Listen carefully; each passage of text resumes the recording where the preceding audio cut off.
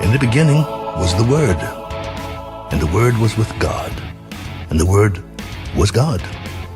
He was in the beginning with God. All things were made through him, and without him nothing was made that was made. For God so loved the world that he gave his only begotten Son, that whoever believes in him should not perish, but have everlasting life. For God did not send his Son into the world to condemn the world, but that the world through him might be saved.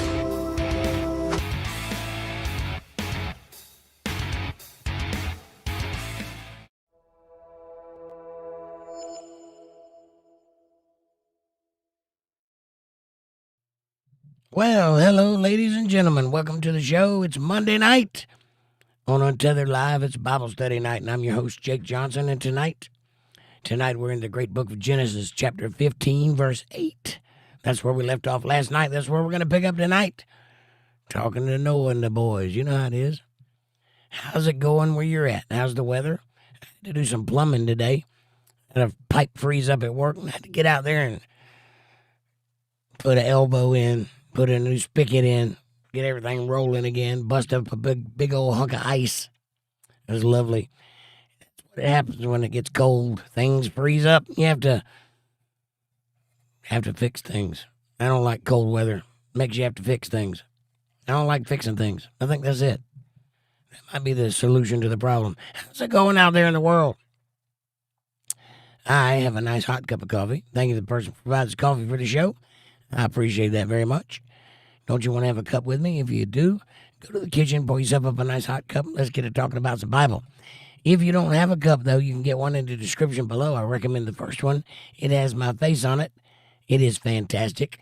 But we also have stainless steel tumblers down there, the big ones and the little ones. They both have locking lids. They keep your coffee hot for hours. They got the Bible study logo on the front, all the platforms on the back, and they're a great conversation starter, so get one while you can. Also, like, subscribe, share, support, join, and super chats are available in the chat box if you'd like to show a little bit of love. If you'd like to get froggy, you can do that at CashApp, $JakeJohnsonBand, or PayPal.me/JakeJohnsonBand, and I greatly appreciate that if you do. One last thing, if you'd like to hang out with us outside of YouTube, go over to Facebook.com/UntetheredLiveChillin'. The link is in the chat. It's a great place to hang out, share pictures, text, videos, memes, and get to know each other. There's a private group chat over there so you can talk to people from this show there. And there's nobody there but people from this show, so it's a great place to share quasi-sensitive information and the like. And also, there are videos over there that are updated regularly that are adjacent to or concerning the things that we talk about over here. So it's entertaining, it's free, it's fun, it's there, it's vivacious, it's, unpredictable. So go check it out. And now, let's see who's in chat. Who's first in chat? Amy, you're first in chat.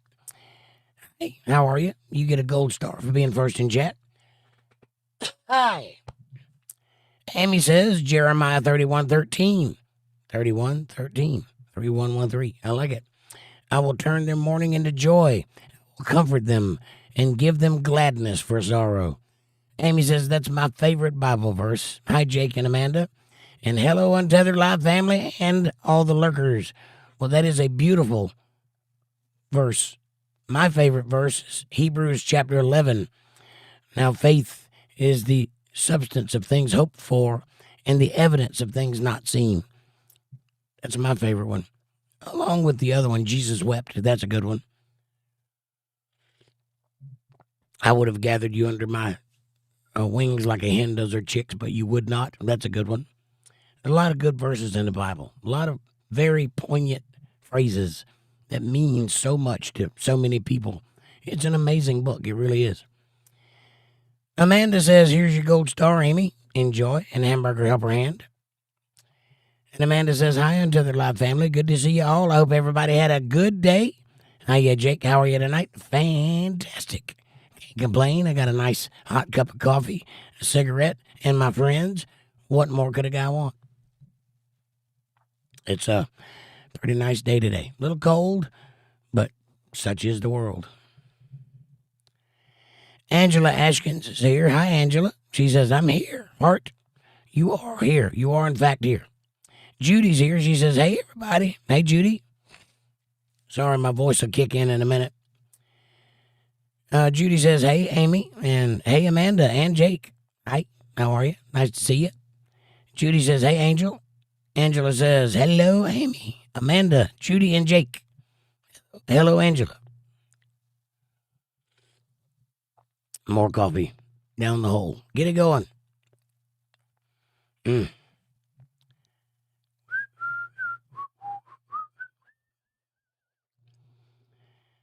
Such a pretty day. Sorry, my chat jumped. I'm trying to scroll back up. There we go. I found it. Amanda says, Angela and Judy, hamburger upper hand. Judy says, don't forget, hit that like button. Please do. Right down there. It's the one with the thumb going up. And you know what happens if you hit that button? The whole world will know you liked it. It's new technology. Who'd have thunk it? Mabel's here. Hi, Mabel. Nice to see you. Been a while. Mabel says, ciao, everybody. Jake and Amanda, how are you? Nice. How are you? How's Hannah? How's Vic?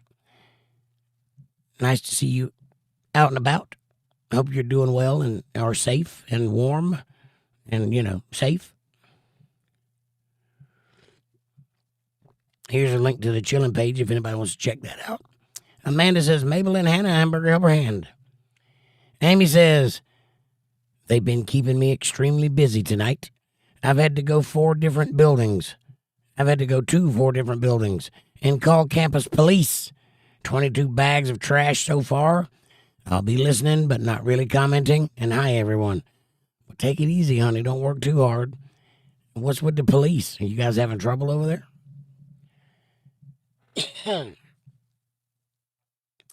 Amy says, thanks for the reminder, Judy. Right on. Judy says, hey, Mabel and Hannah. Amy says, hi, Angel. Hi, Judy. Hi, Mabel. Hi, Hannah. Judy says, you're welcome, Amy. There's my man, Aaron. What's up, brother? Nice to see you. He says, cough and wave, boys. Cough and wave. Right on. How you feeling? You feeling better today? I hope you are. Who's the man with the master plan? Aaron. Amanda says, Aaron, hamburger upper hand.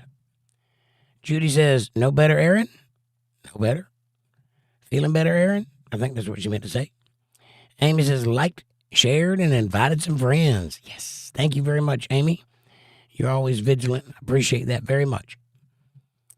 Judy says, hey, Aaron. Aaron says, better, but not gone. Well, better's an improvement. Take better any day. Could be worse. Technically, you're better, so it's not worse. Could be worse. Could be worse, but it's better. So that's good. I think that's how that works. Amy says, Aaron, prayers, wave your hand, kissy face, and heart. Judy says, better is good. I agree. I concur. Aaron says, ladies and gentlemen, Jake.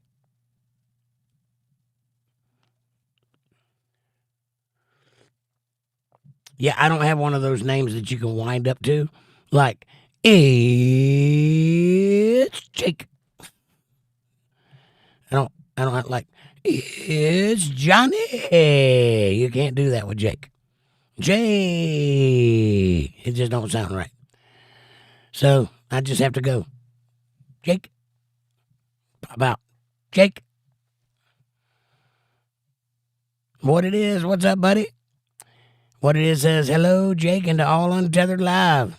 Nice to see you. What it is? How you doing today? Working hard? Hardly working? Man, we got a great book ahead of us tonight. It was starting to get intense last night. I had to pull the plug so it didn't get too over the weeds.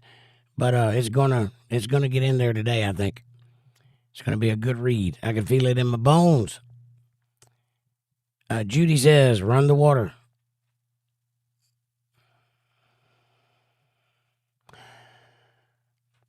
For? Run the water for what? Amanda says, what it is, hamburger upper hand. What it is says, alive and well. All is good. That's all you can ask for, isn't it? I'm glad to hear it. Judy says, hey, what it is. Aaron says, they just showed an ad for an AI Jesus. What is happening? Really? Seriously? That's scary. We don't need no AI Jesus. We want the real thing or nothing. Debbie's here. Hi, Debbie. Nice to see you. Debbie says hamburger upper hand. I guess that's universal for everybody.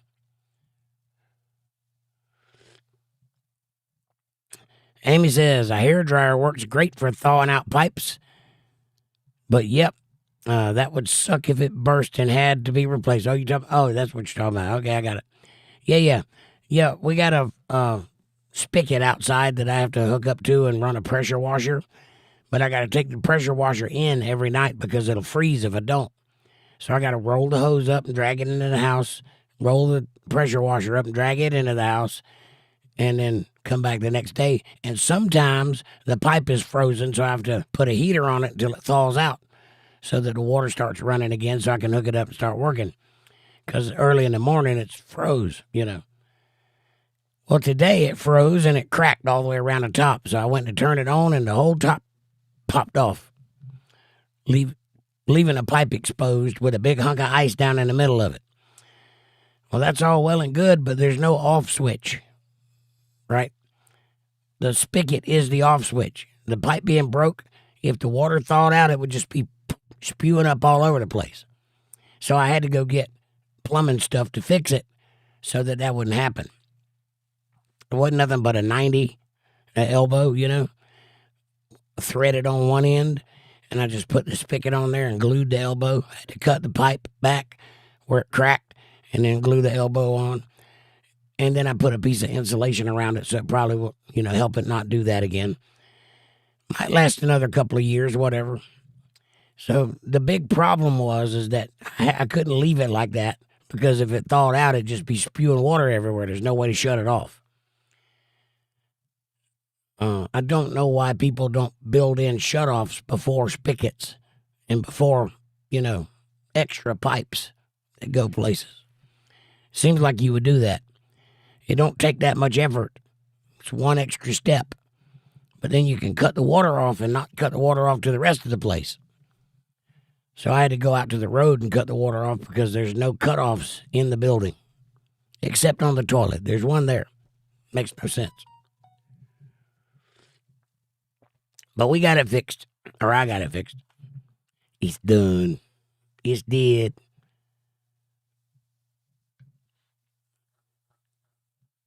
Amanda says, Debbie, hamburger upper hand. Amy says, hi, Debbie. And hi, what it is. Judy says, AI Jesus. Don't think I like that. I don't think I like it either. I'm still upset about the little grass skirt Jesus that goes on the dash. You know what I'm talking about? I still don't like that. Your own personal Jesus. What do you call that thing? There's a word for it. Your own personal, is it a hula Jesus? I think that's what it's called. Yeah, I don't like those either. But an AI Jesus, that's like a little on the nose, isn't it? The beast is basically going to be AI. There's the Antichrist, which is a spirit. The spirit of the Antichrist could be more than one individual. Could be a whole bunch of individuals over a span of time. But after the Antichrist comes the beast. The beast is a political figure. Shocker, we're in a world of political stuff right now. So I would think that the beast is coming pretty soon. And the Bible describes the beast as an image of a man, an image of the Antichrist. So it's not a real man. It's a fake man. What better way to describe that in modern times than AI? That's exactly what it is. AI is a fake brain. Put a fake brain in a fake robot, and you got a fake man. There you go. So I don't think Elon Musk is going to provide the robot. I actually think Xpeng is going to. When you get a chance, Go on YouTube and look up Xpeng, XPENG robot, and just look at what they're doing and look at what it looks like. Won't be long. Won't be long at all. And the name Xpeng, there's something there too. It's illiterate in a certain way. Kind of reminds me of something. Judy says, hi, Debbie. Aaron says, yeah. Aaron says, Judy, I didn't. You didn't what? What didn't you do, Aaron? And Judy says, don't mess with Jesus. Amen to that. Yeah, I've read the back of the book. He's not happy when he returns. You don't want to make him mad. He's already upset. You don't want him any more angry at you than he already is. What it is says, God bless this day in America. We are blessed to be living in the USA. Freedom to read the Bible. Amen. What it is. That's correct. Speaking of freedom, everybody catch the TPUSA concert last night instead of the Super Bowl halftime? Man, what an abysmal mess that was, the halftime. I watched it through somebody else's channel. I didn't watch their channel. I watched it through someone else's camera, and it was horrible. It looked terrible. I don't understand what they were doing there. But TPUSA did a good thing with Kid Rock and Brantley Gilbert and a couple of other people that I don't know, but they were good. They put on a quick little concert. It was all about Jesus and love and America. It had a good message. It was good music. It was in a good location. It had fantastic light work. That's what a halftime show is supposed to look like. And all of the people that I knew played songs that were popular, that they, their hit song.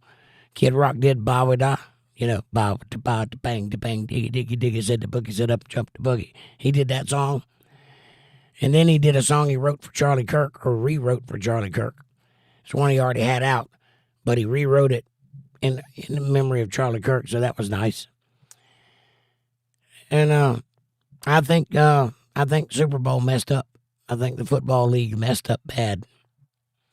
And the numbers show it. 25 million people just on social media watch TPUSA. 25 million people. That's a lot.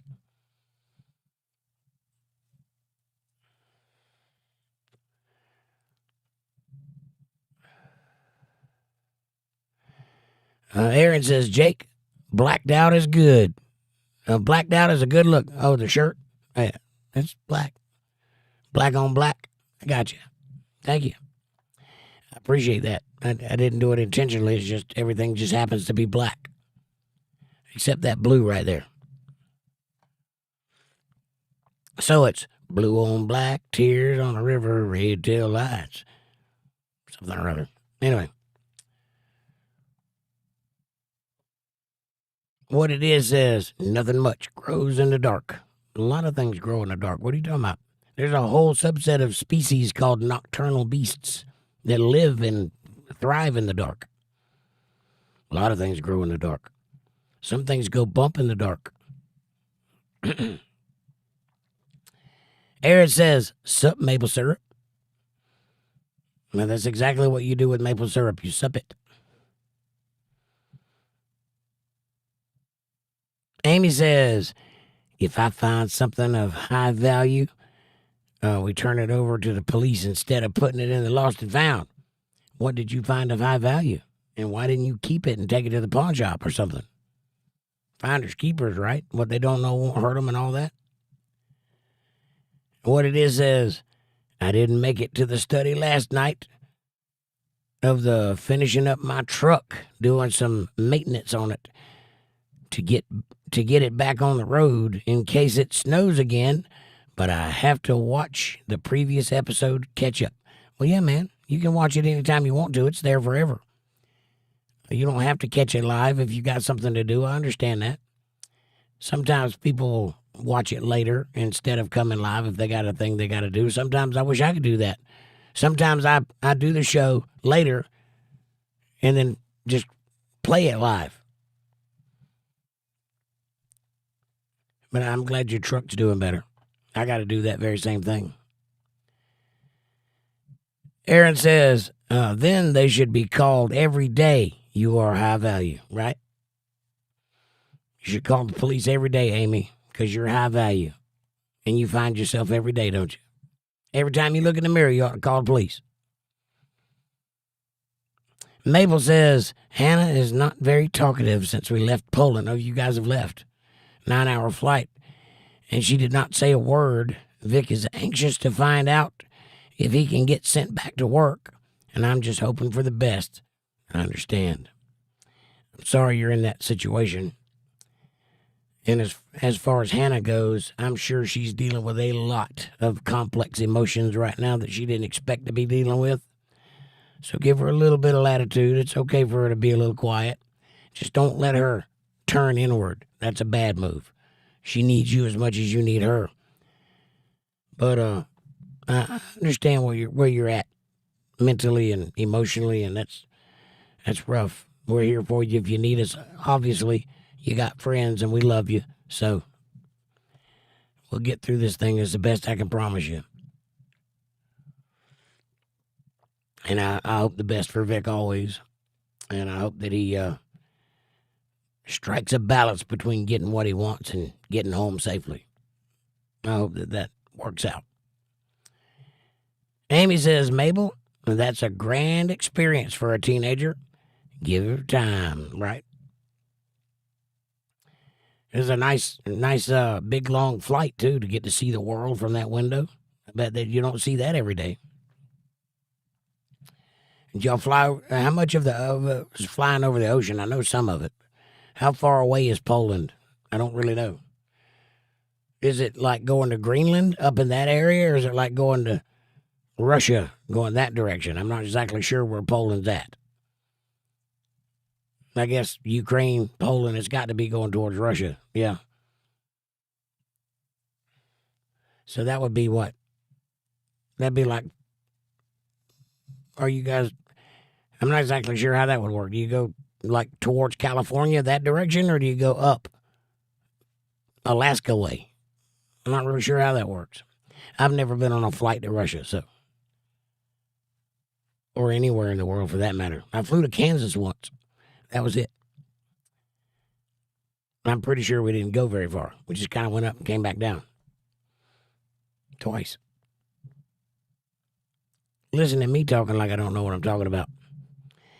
What it is says, put a cross pin in the differential change. No, commas. Put a cross pin in the differential. Change opinion bearings, seal rotors and brakes, shocks all the way round. Sway bar bushings, greased. It burned the brakes, and it was time to show a little. It was time to show a little love. I hear you. It sounds like you just replaced everything. Mabel says, Aaron. And what it is says, so, I had to feed the Chevrolet this month, or this week, and I hear you. Sometimes you got to. I got to feed the Ford. I know what you mean. What it is says, just like a soap opera, you left us in suspense.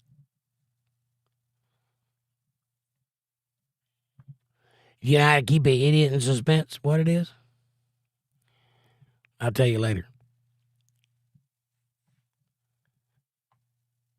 Mabel says, did you see the red painting of King Charles? I think I have. I think I have seen that. It seems like that's a thing I've seen before. There's something about it, but I don't remember what it is. Something unique about that stark red painting. There's some reason I have it stuck in my memory, but I can't remember. Enlighten me. I do think I've seen it before, though. Aaron says, I don't like him. Yep. And Linda says, good evening, all. Hi, Linda. How are you? It's a party now.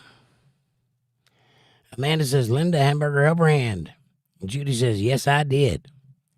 What it is says, the Wizard of Oz behind the curtain.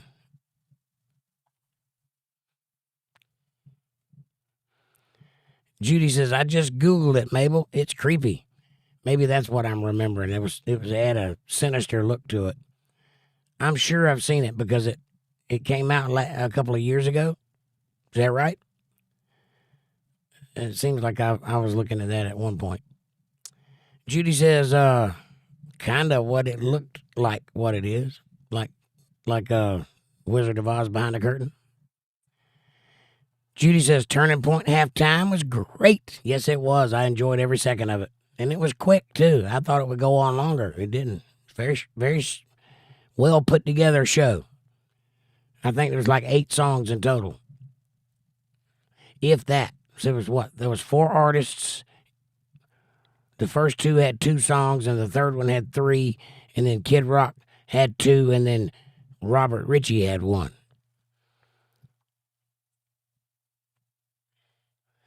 For those of you that don't know, Robert Ritchie is Kid Rock's real name. So that song that he did last, he did under his own name, which is a big moment for him. It's like a coming out party, only Kid Rock. Amy says, I didn't watch it. I was watching Jake Johnson Bible study. Oh, thank you. Thank you very much. Aaron says, football is going woke now. Oh, it's gone. It's gone woke. Yeah. Yeah, they have committed wholly to it. There ain't no coming back from that.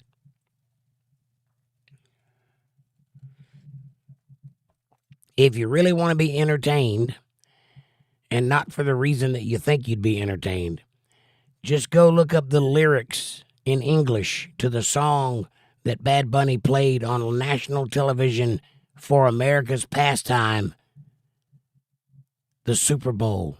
Go look up the lyrics to that song and see what he was saying in front of women and children and men who were drunk.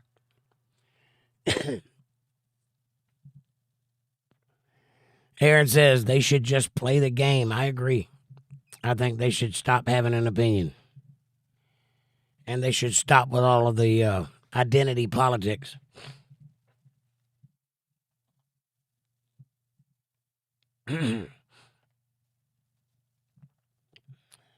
Amy says, allegedly, the NFL rigs the games. I would imagine. Anytime you got rich people in power, that's what they do. They rig the board. It's just like politics, really. You got the elites and the working class. And the elites are playing a game and the working class are playing a game, but they're not the same game. There's a thing in the middle called economy, and we're both playing different sides of that game. They're trying to get what they can get and increase in power, and we're trying to get what we can get and survive longer. So there's 2 different games being played. And it's the same thing with rich people that own sports teams. They're playing a game, but it ain't the game that they're selling.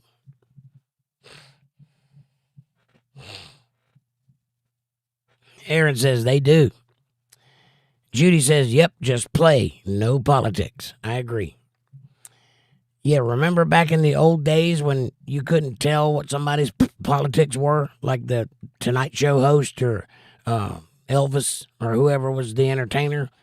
You couldn't tell which side they came down on. They were just there to entertain you. We need to get back to that. I don't think entertainers, movie stars, and the like have a right to have a political opinion in public. It's not what their job is.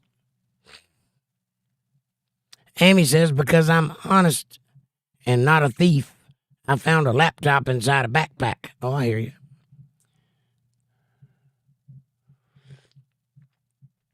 I know I was joking, honey. I would turn it in too, unless it was a Mac, and then I'd keep it. I'd wipe it, but I'd keep it. It's not my fault they lost it. It is my fault that I found it, though, so. Aaron says, they need to get back to the love of the game. I agree. And Mabel says, of course.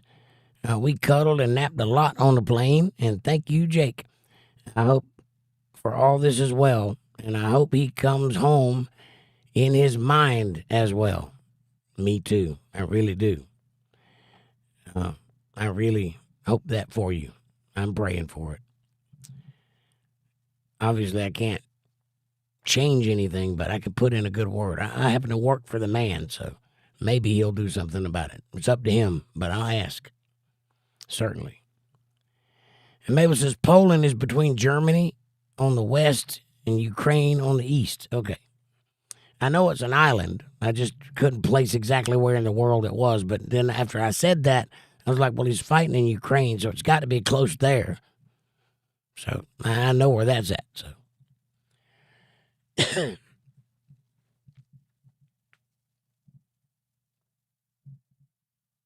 Mabel says southeast-ish. Got it.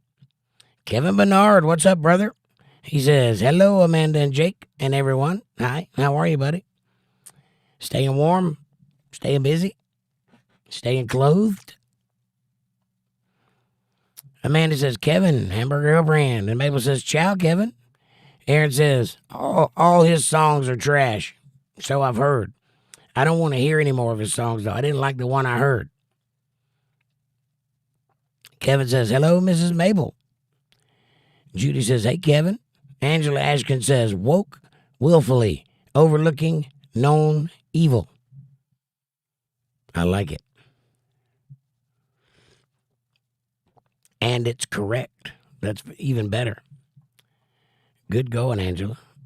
Linda says, hi, Kevin, smiley face. Judy says, hey, Linda. Aaron says, you have to be asleep. You have to be asleep to be woke. And last time I checked, I didn't dream of this. You have to first go to sleep in order to get woke. You're right. In other words, you have to be in a trance to be wokeified. You're not wrong. What it is says the NFL, most of these major teams, they usually have Bible study off the field. I just wonder how these football players feel about this decision. Well, there's an answer to that. Somebody went candidly, you know how they congregate behind the stadium or whatever before they go out onto the field in a locker room. Somebody went in there and started asking them, what do you think about this guy, Bad Bunny? What's your favorite Bad Bunny song? Not one of them knew who he was or knew any of his lyrics or knew any of his songs. Not one of them.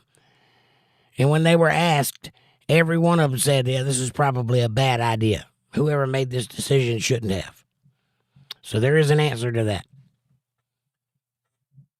Linda says, Hamburger Brand, Angela. Kevin says, hello, Judy, Angela, and Linda. Angela says, hi, Linda and Kevin. And Amy says, hi, Cookie, and hi, St. Bernard. Winky, winky. Linda says, Hamburger Brand, Judy. And Kevin says, hello, Amy. And hello, Aaron. And Aaron says, Kevin, my brother. And what it is says, I kind of feel that this halftime move is just a planned out play for something else to come from it. Maybe the scapegoat to make Trump be the hero, or the NFL may have shot theirself in the foot. Yeah, I think so. And Linda says, hi, Miss Amy. I hope you're feeling better. Amy says, if you care about this platform and find merit in Jake's work, if you can afford it, please, please, please, please, please. Thank you, Amy. I appreciate that very much. I try to put some merit in it. Or crayons. Sometimes crayons. Aaron says, that part. And Linda says, amen, Amy. Heart and prayers. And thank you all for all of the help that you've given me. It was a beautiful surprise. Thank you. I don't know what I did to deserve such good friends that would jump to my defense when I'm in need. But I'm honored, and it means a lot to me. And I sincerely mean that. What it is says, in my prayers every morning, I pray for our soldiers and our veterans and their families. That's a daily thing. that I have in my prayers. I pray for healing of planet Earth and peace on earth. Well, it's a beautiful thing to pray for, what it is. Keep your prayers between you and God, but that is beautiful that you think that. And it shows a selflessness. And that's the kind of thing God likes to see. And Judy says, amen, what it is. All right. Speaking of God, let's get after some of God's work. If you got your Bibles handy, crack them open to Genesis chapter 15, verse 8. And let me mark the chat so I don't get lost, and let's go down, shall we? All right. I think my voice is warmed up enough.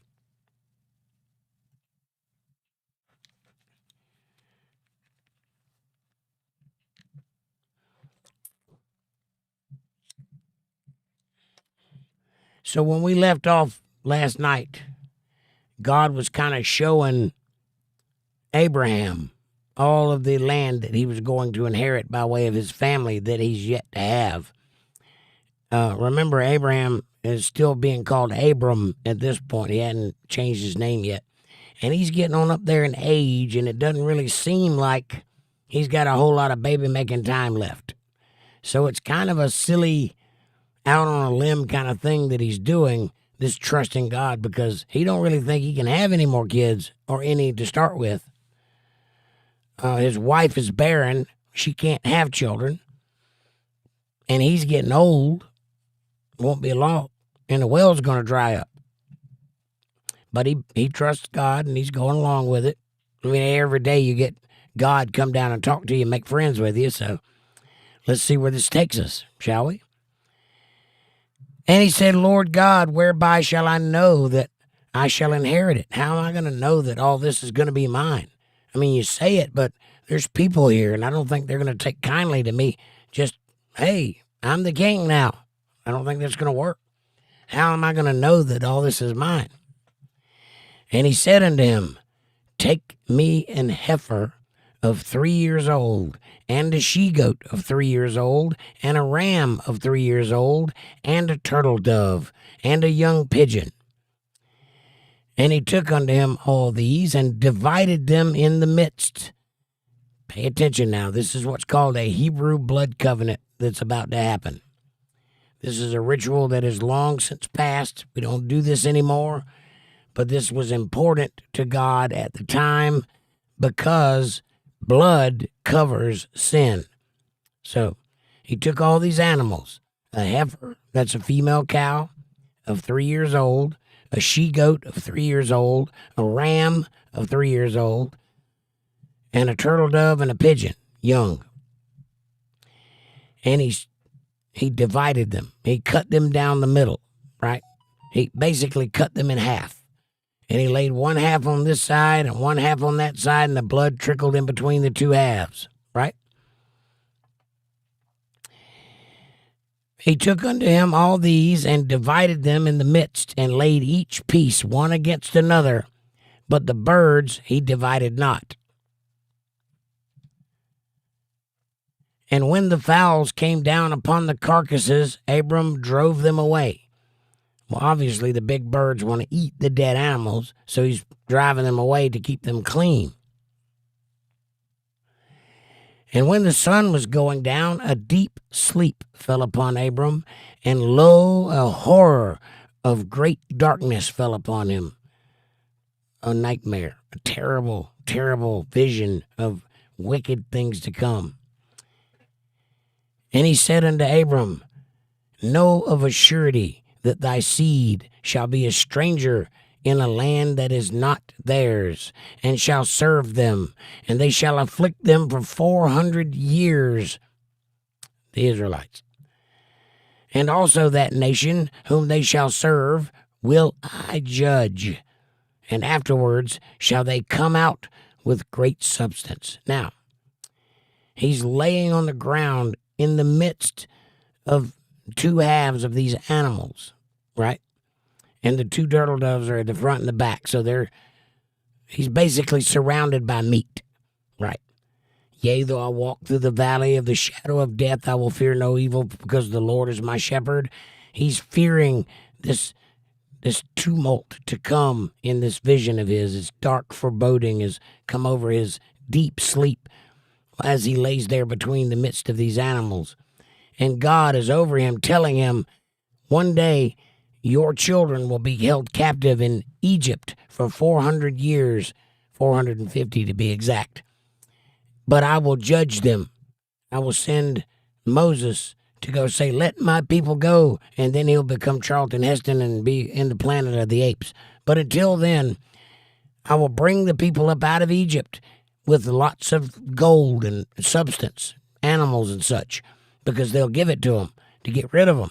And I will judge Egypt, the 10 plagues, and then swallowing up the army and Pharaoh in the sea.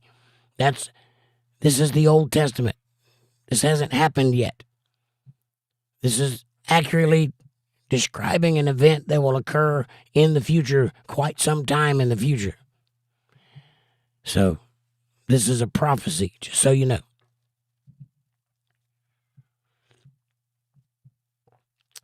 I will judge them, and afterwards they shall come out with great substance, and thou shalt go to thy fathers in peace. You'll die in peace.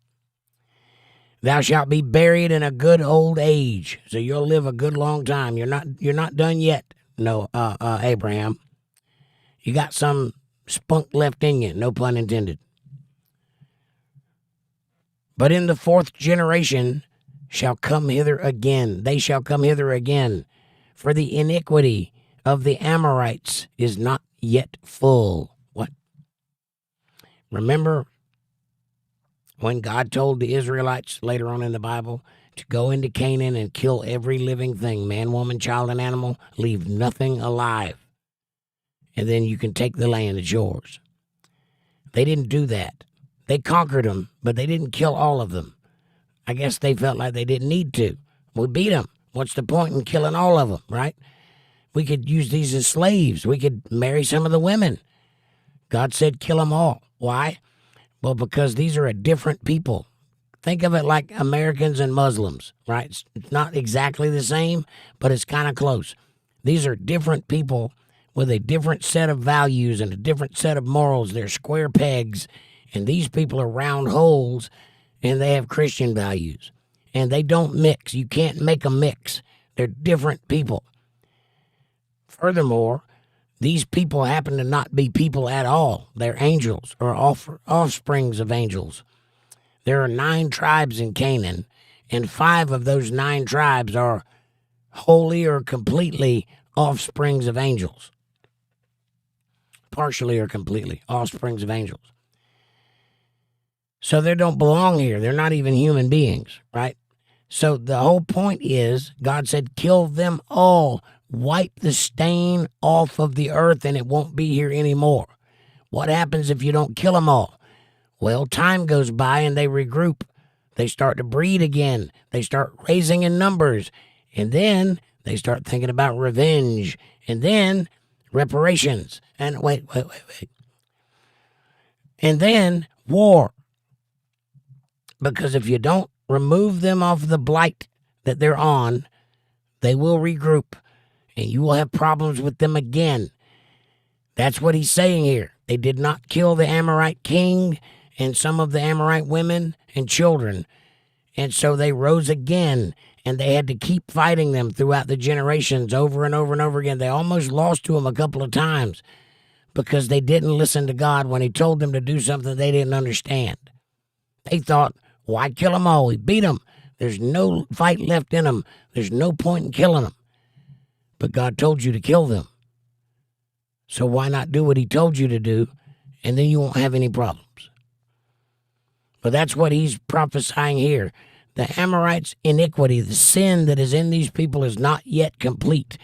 It's still got more to come.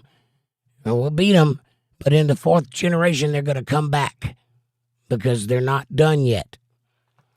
And then they'll come back yet again in the days of the end times, because just like in the days of Noah, so it'll be in those days. During the tribulation, there'll be an influx of fallen angels right here on earth, just like it was back then. That's what you can look forward to. And it came to pass that when the sun went down and it was dark, behold, a smoking furnace and a burning lamp that passed between those pieces. That's the Hebrew blood covenant in action. Thank you.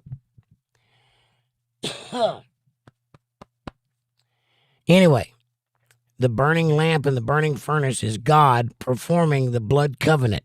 This is a real serious promise between Abraham and God that will never be broken, ever.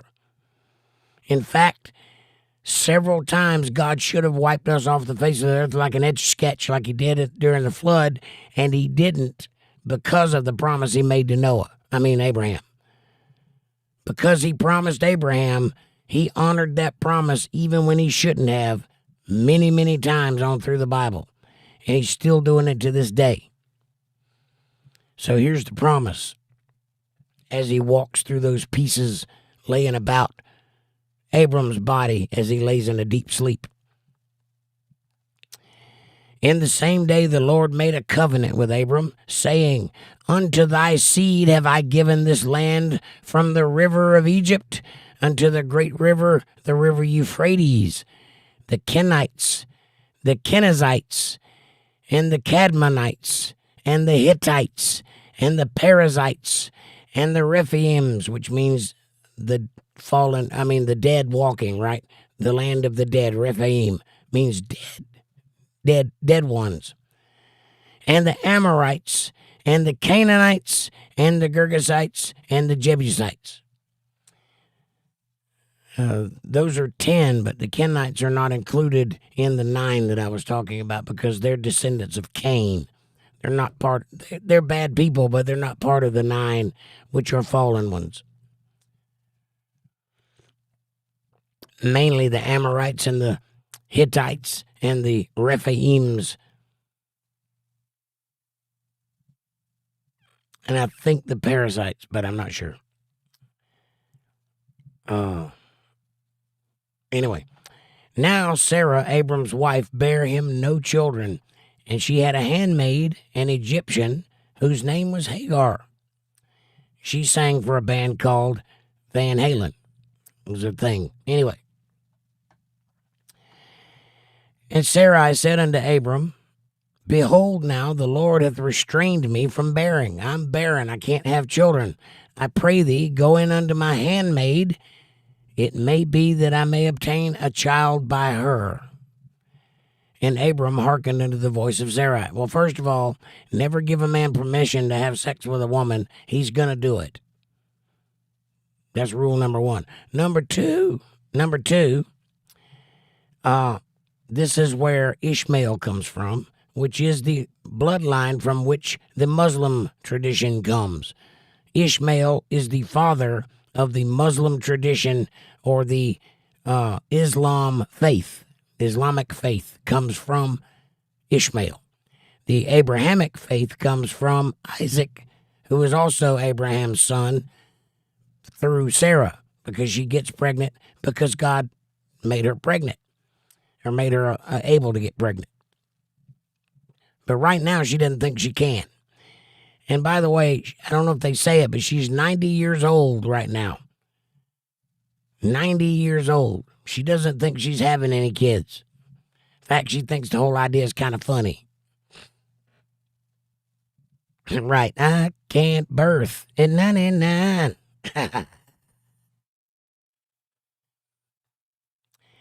And Sarai, Abram's wife, took Hagar, her handmaid, the Egyptian. They keep pointing that out. After Abram had dwelt 10 years in the land of Canaan, and gave her to her husband, Abram, to be his wife. So he did marry her. So it's on the up and up. He wasn't cheating. He was polygamizing. And he went in unto Hagar, and they were having band practice, and there was this weird guy playing the guitar really weird. Anyway, and she conceived. And when she saw that she had conceived, her mistress was despised in her eyes. Oh, you didn't see that coming, did you, Sarai? It was your idea, remember? Sarai is the one who made this happen. It was her idea. She wanted a child through the handmaid. She did not expect to get jealous of the handmaid as soon as she gets pregnant. She's feeling big feelings right now. and don't know why. Well, because women are like that. They get a little emotional when children are involved and husbands and such. And she didn't see that coming. So now she despises her handmaid, who obviously was her friend before this, enough that she wanted to give her to her husband. And Sarai said unto Abraham, my wrong be upon thee. Oh, you're going to blame Abraham. Why? Well, you did it, but you told me I could. Yeah, but you're not supposed to. Just because I say you can don't mean you should. What do you want from me, woman? I'm just a man. She's hot. I did it. You said I could. I don't see the problem here. And thus came the first marriage counselor.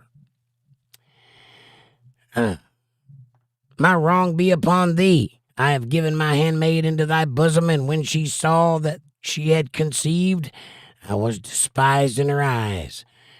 The Lord judge between me and thee. But Abraham said unto Sarai, listen, woman, you gave me permission.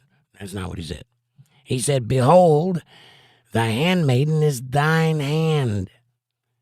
Do to her as it pleaseth thee.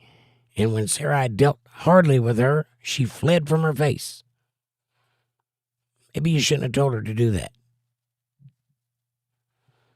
Basically, Abram's saying, this ain't my problem, ladies. You deal with it. It's your handmaiden. It's your jealousy. You handle it.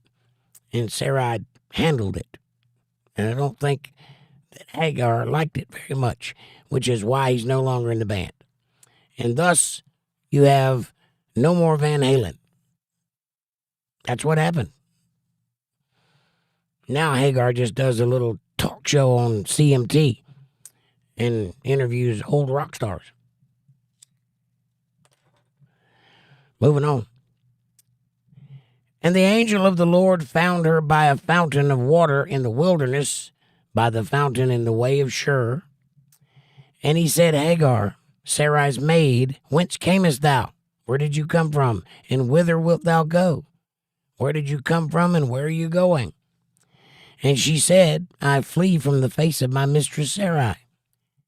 And the angel of the Lord said unto her, return to thy mistress, and submit thyself under her hands. It's not very nice. But that's what God said. Go back to her and take whatever you got coming.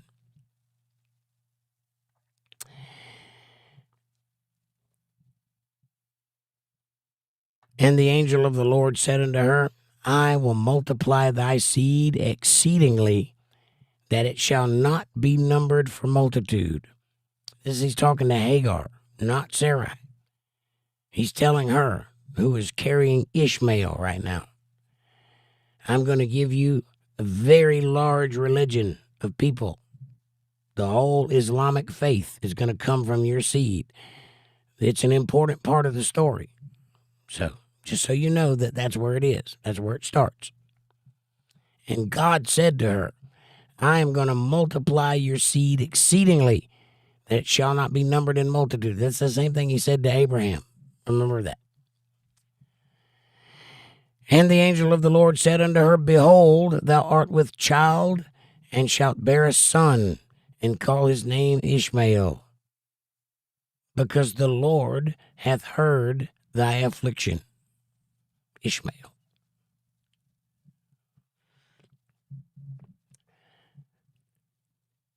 Israel means to wrestle with God. Islam means to be afflicted by God. See the difference? Do you see what's happening here? Ishmael is the father of the Islamic faith. He is afflicted by God because God put this in motion. And they were impatient. If they'd have just waited, Abram and Sarah would have a baby. They didn't wait. Sarai, in her infinite wisdom, much like Eve, jumped the gun and threw Hagar in the mix. And much like Adam, Abram did eat thereof. And boy, was it good. Apparently, they had a baby. Anyway, this is an allegory for the Garden of Eden. This is the same thing that's happening here, kind of. two babies going to be born, different lines of religion. Same thing with Abel and Cain. And when he will be, and he will be a wild man, this Ishmael, he will be a wild man. His hand will be against every man.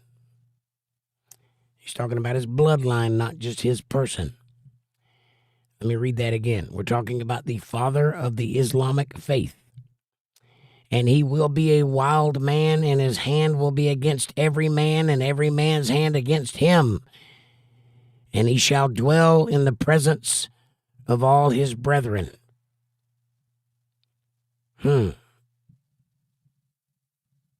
Interesting. And she called the name of the Lord that spoke unto her, Thou God seest me. For she said, Have I also here looked after him that seeth me? So she's saying that God recognizes what's in her. Wherefore the well was called 𝕊𝕦𝕪𝕪. Behold, it is between Kadesh and Bered. And I would imagine you can find that well today, or a place called this name where the well once was. Because that part of the world don't change that much. It's a lot of things that were named are still there. Anyway, and Hagar bare Abram a son, and Abram called his son's name, which Hagar bare, Ishmael, as God said that they would. And Abram was 86 years old. That's 20, 40, 60, 86 years old. He was 86 when Ishmael was born. When Hagar bare Ishmael to Abram. And when Abram was 90 years old, 99 years old, Abram, the Lord appeared to Abram and said unto him, I am the Almighty God. Walk before me and be thou perfect. Amen. That is a direct order from God. Not, do you want to try and be better? No. I am the Lord your God. I am Almighty, the Alpha and the Omega. Walk before me and be perfect. Stand up. Old man, stand up. Stand up straight. Act like you have purpose. What are you doing? And I will make my covenant between me and thee, and will multiply thee exceedingly. And Abram fell on his face, and God talked with him, saying, falling on your face, by the way, is being prostrate. It's a form of prayer and obeisance, not wanting to look at God directly. This is an old religion way of approaching God face down.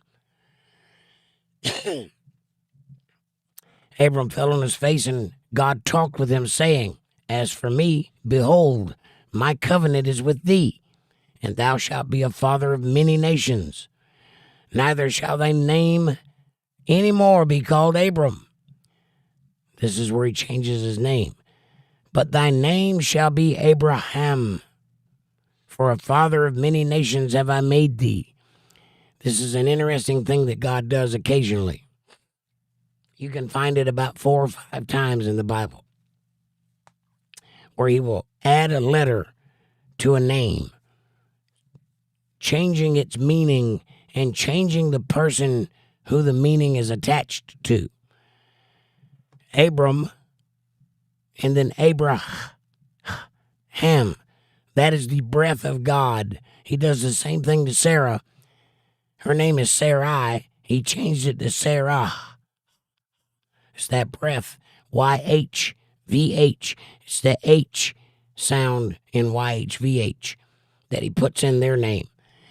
I don't know the significance of this because there's no literature on it. But I know that he does it, and it has a meaning because these people become part of his religion, part of his thing that he's doing, the plan of God. Peter's name, Simon's name, Paul's name, Saul's name, they were changed for same reasons. Both had a P added to their name. Don't know what that means either. And I will make thee exceeding fruitful. You're going to be spitting them out left and right. You won't even be able to, you have to tie a knot in that thing to make it stop. And I will make nations of thee, and kings shall come out of thee. And I will establish my covenant between me and thee and thy seed after thee in their generations for an everlasting covenant. That's forever in the Greek. To be a God unto thee and to thy seed after thee. This is very important because this is where God takes his rightful place as the Lord your God. Before that, he was just God. Now he has a purpose, a people. Before that, people were rebellious. They were against God. They didn't even know who God was. He destroyed them once. Now, there's a group of people that are his chosen people. From Abraham come the chosen ones. Why are they chosen? Because of Abraham, not because of them. This is a thing that the Israelites mess up a lot. They don't understand why they're chosen. They think that means special. They think chosen means godly. No. You can be bad and be chosen. You're chosen because God picked you, not because you did anything to be picked, right? And in this case, they're chosen because they're descendants of Abraham, because God chose him in this moment. I will be a God unto thee. I'll be your God, and you will be my people. Lo-Ami, Miami in the Greek. I will be your God, and you will be my people. It says it over and over and over throughout the entirety of the Bible. That's what God wants. That's why you're here. That is the main thesis of this book. He wants to be your God, and you to be his people. That's what this is all about. And I will be a God unto thee and to thy seed after thee. How long? Everlasting, forever. And I will give unto thee and to thy seed after thee the land wherein thou art a stranger, all the land of Canaan for an everlasting possession, and I will be their God. That, my friends, is a title. What does everlasting mean? We just covered it in the previous page. Everlasting is forever in the Greek. That means from now until ever. So, who owns Canaan? Abraham. How long does Abraham own Canaan? Forever. This is the title that they're fighting about today. You know, the West Bank and the Palestinians and the Israelites, and they're fighting over this land that has been the Israelites forever since this happened, since what we're reading right now.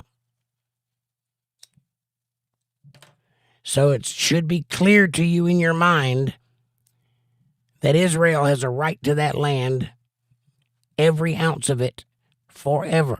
There is no way you can change that. It is foretold. It is in the oldest document known to man. That is their land.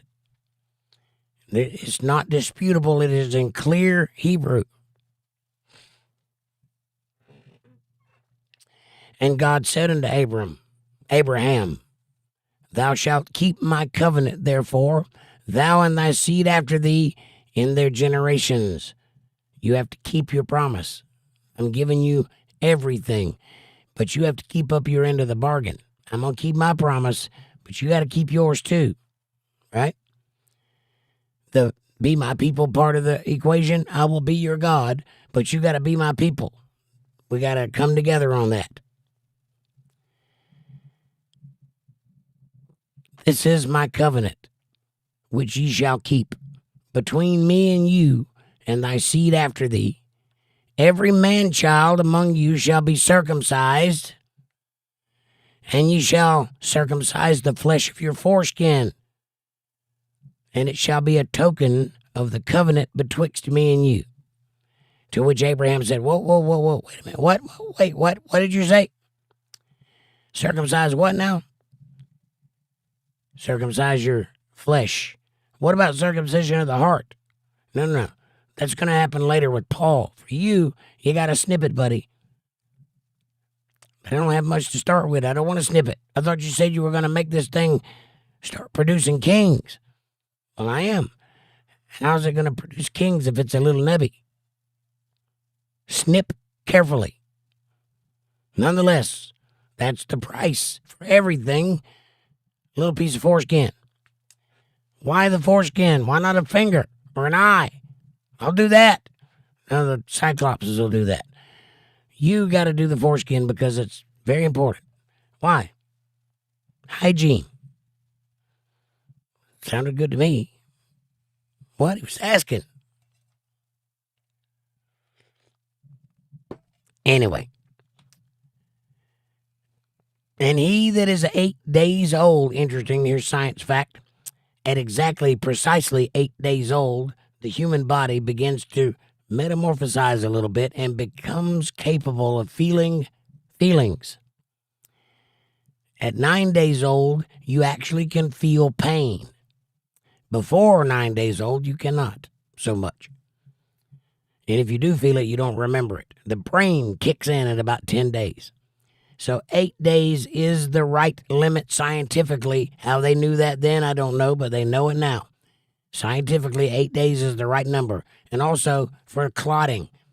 If you go too early, the blood won't clot, and the baby will bleed to death. You can wait 8 days, and the blood is fully functional and fully moving. And if you snip, then it'll clot because the body's doing what it's supposed to do. And it'll heal with no pain. That's true. And he that is 8 days old shall be circumcised among you, every man-child in your generations. He that is born in the house or bought with money of any stranger, which is not of thy seed. If you adopt somebody, you got to snip them too, because they'll become part of the family. He that is born in thy house, and he that is bought with thy money, must needs be circumcised. And my covenant shall be in your flesh for an everlasting covenant. And the uncircumcised man, whose flesh of his foreskin is not circumcised, that soul shall be cut off from his people. He hath broken my covenant. So if you're Jewish or of any descent that goes back to Abraham, you better have a snipping. Because if you don't, you have broken God's covenant, which is everlasting. This is why they're so serious about it to this day. You don't want to break an everlasting covenant. You can't get that back. That's it. It's permanent. Forever. It's a serious deal. And God said unto Abraham, as for Sarai, thy wife, thou shalt not call her name Sarai, but Sarah shall her name be. He's like, whatever, dude. I'm still stuck on the snipping thing, but there's one thing at a time here. He continues, and I will bless her and give thee a son also of her. Yea, I will bless her, and she shall be a mother of nations. Kings of people shall be of her. Interestingly enough, today there's a church over there somewhere, and inside of that church is a tomb of Sarah. That Sarah. They venerated her a long time ago, and they keep that place sacred because she is the mother of all the kings.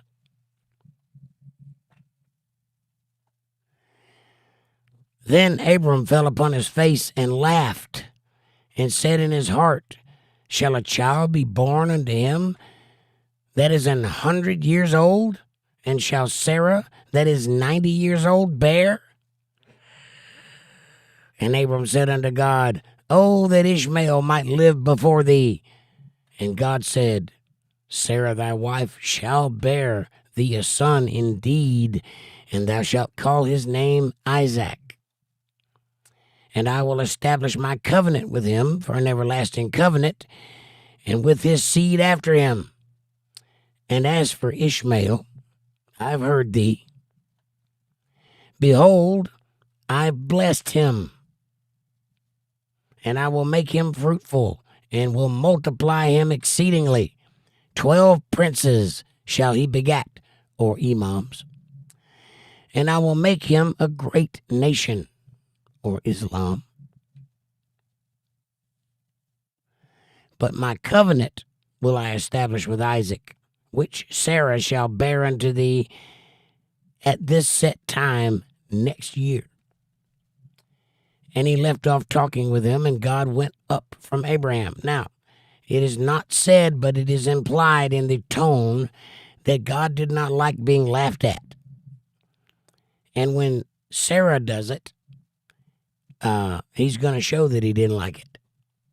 He didn't do it to Abraham. He held his peace. But that's about enough of laughing at God. You see, when you don't respect the Father, he gets angry. And if Daddy ain't happy, ain't nobody happy. That's the way it is, like it or not.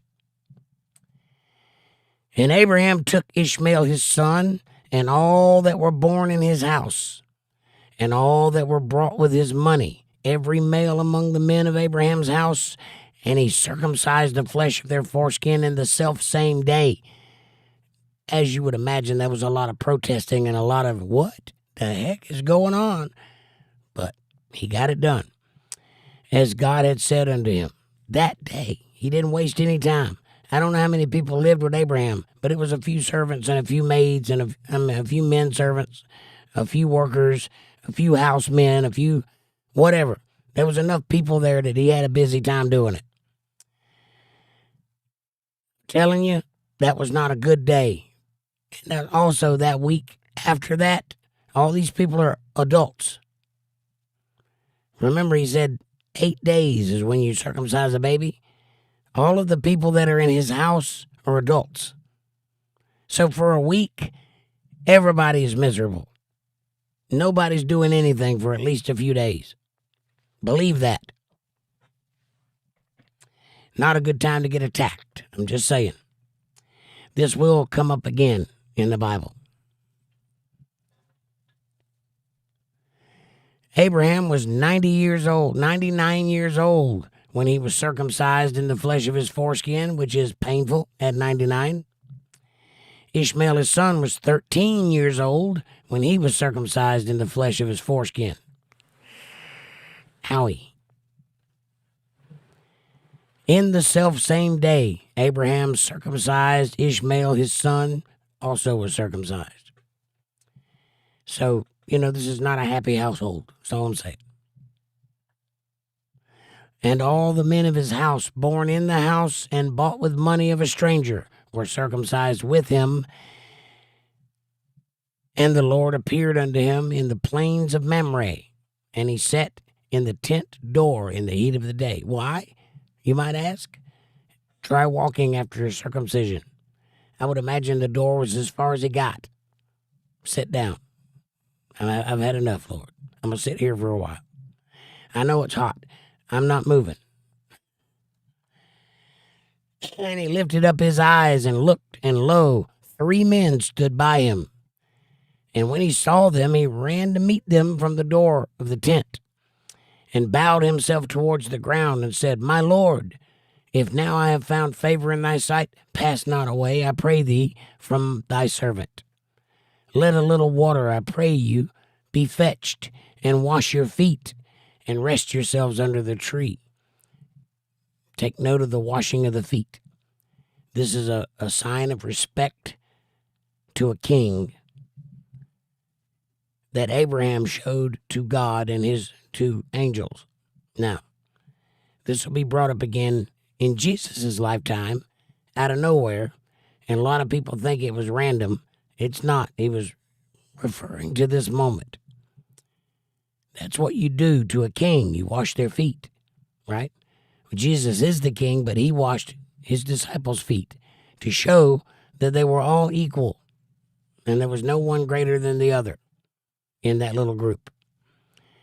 So that this is where that idea comes from.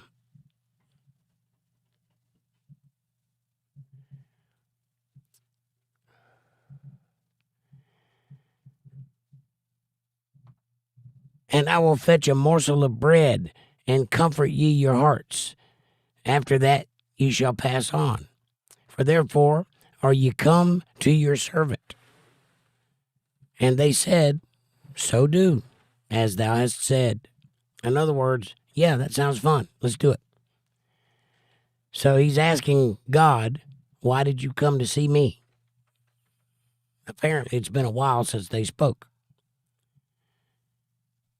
Abram hastened into the tent unto Sarah and said, Make ready quickly 3 measures of fine meal, knead it, and make cakes upon the earth.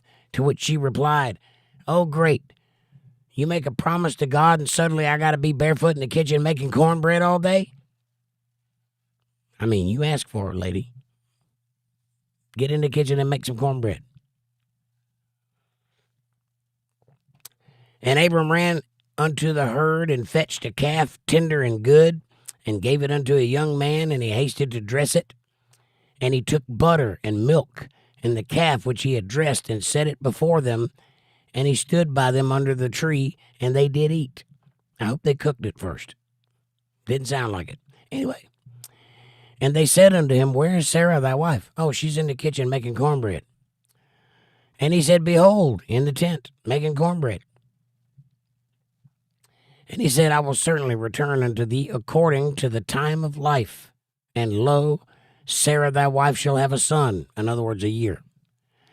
And Sarah heard it in the tent door, which was behind him. She's standing right behind me, isn't she? That's what God said. Where's Sarah at?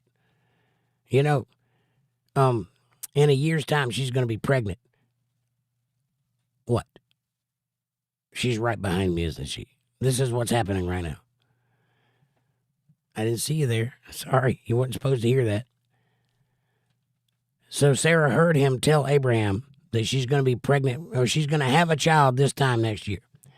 Now Abraham and Sarah were old and well stricken in age, and it ceased to be with Sarah after the manner of woman. She didn't have a period anymore.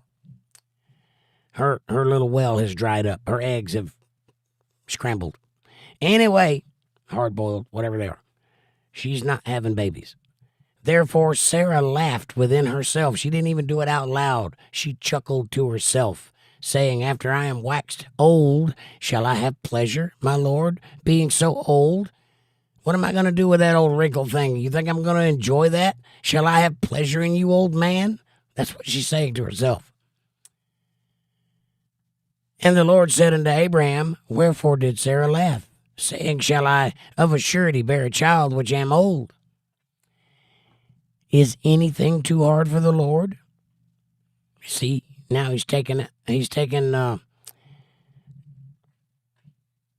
what's the word I'm looking for?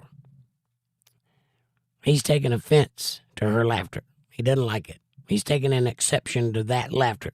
It started when Abraham laughed, but he did it out loud. So God kind of, guys bust each other's balls all the time. So God kind of let that slide.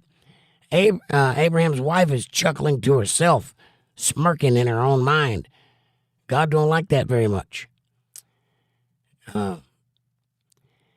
So God said, At the appointed time I will return unto thee, according to the time of life, and Sarah shall have a son.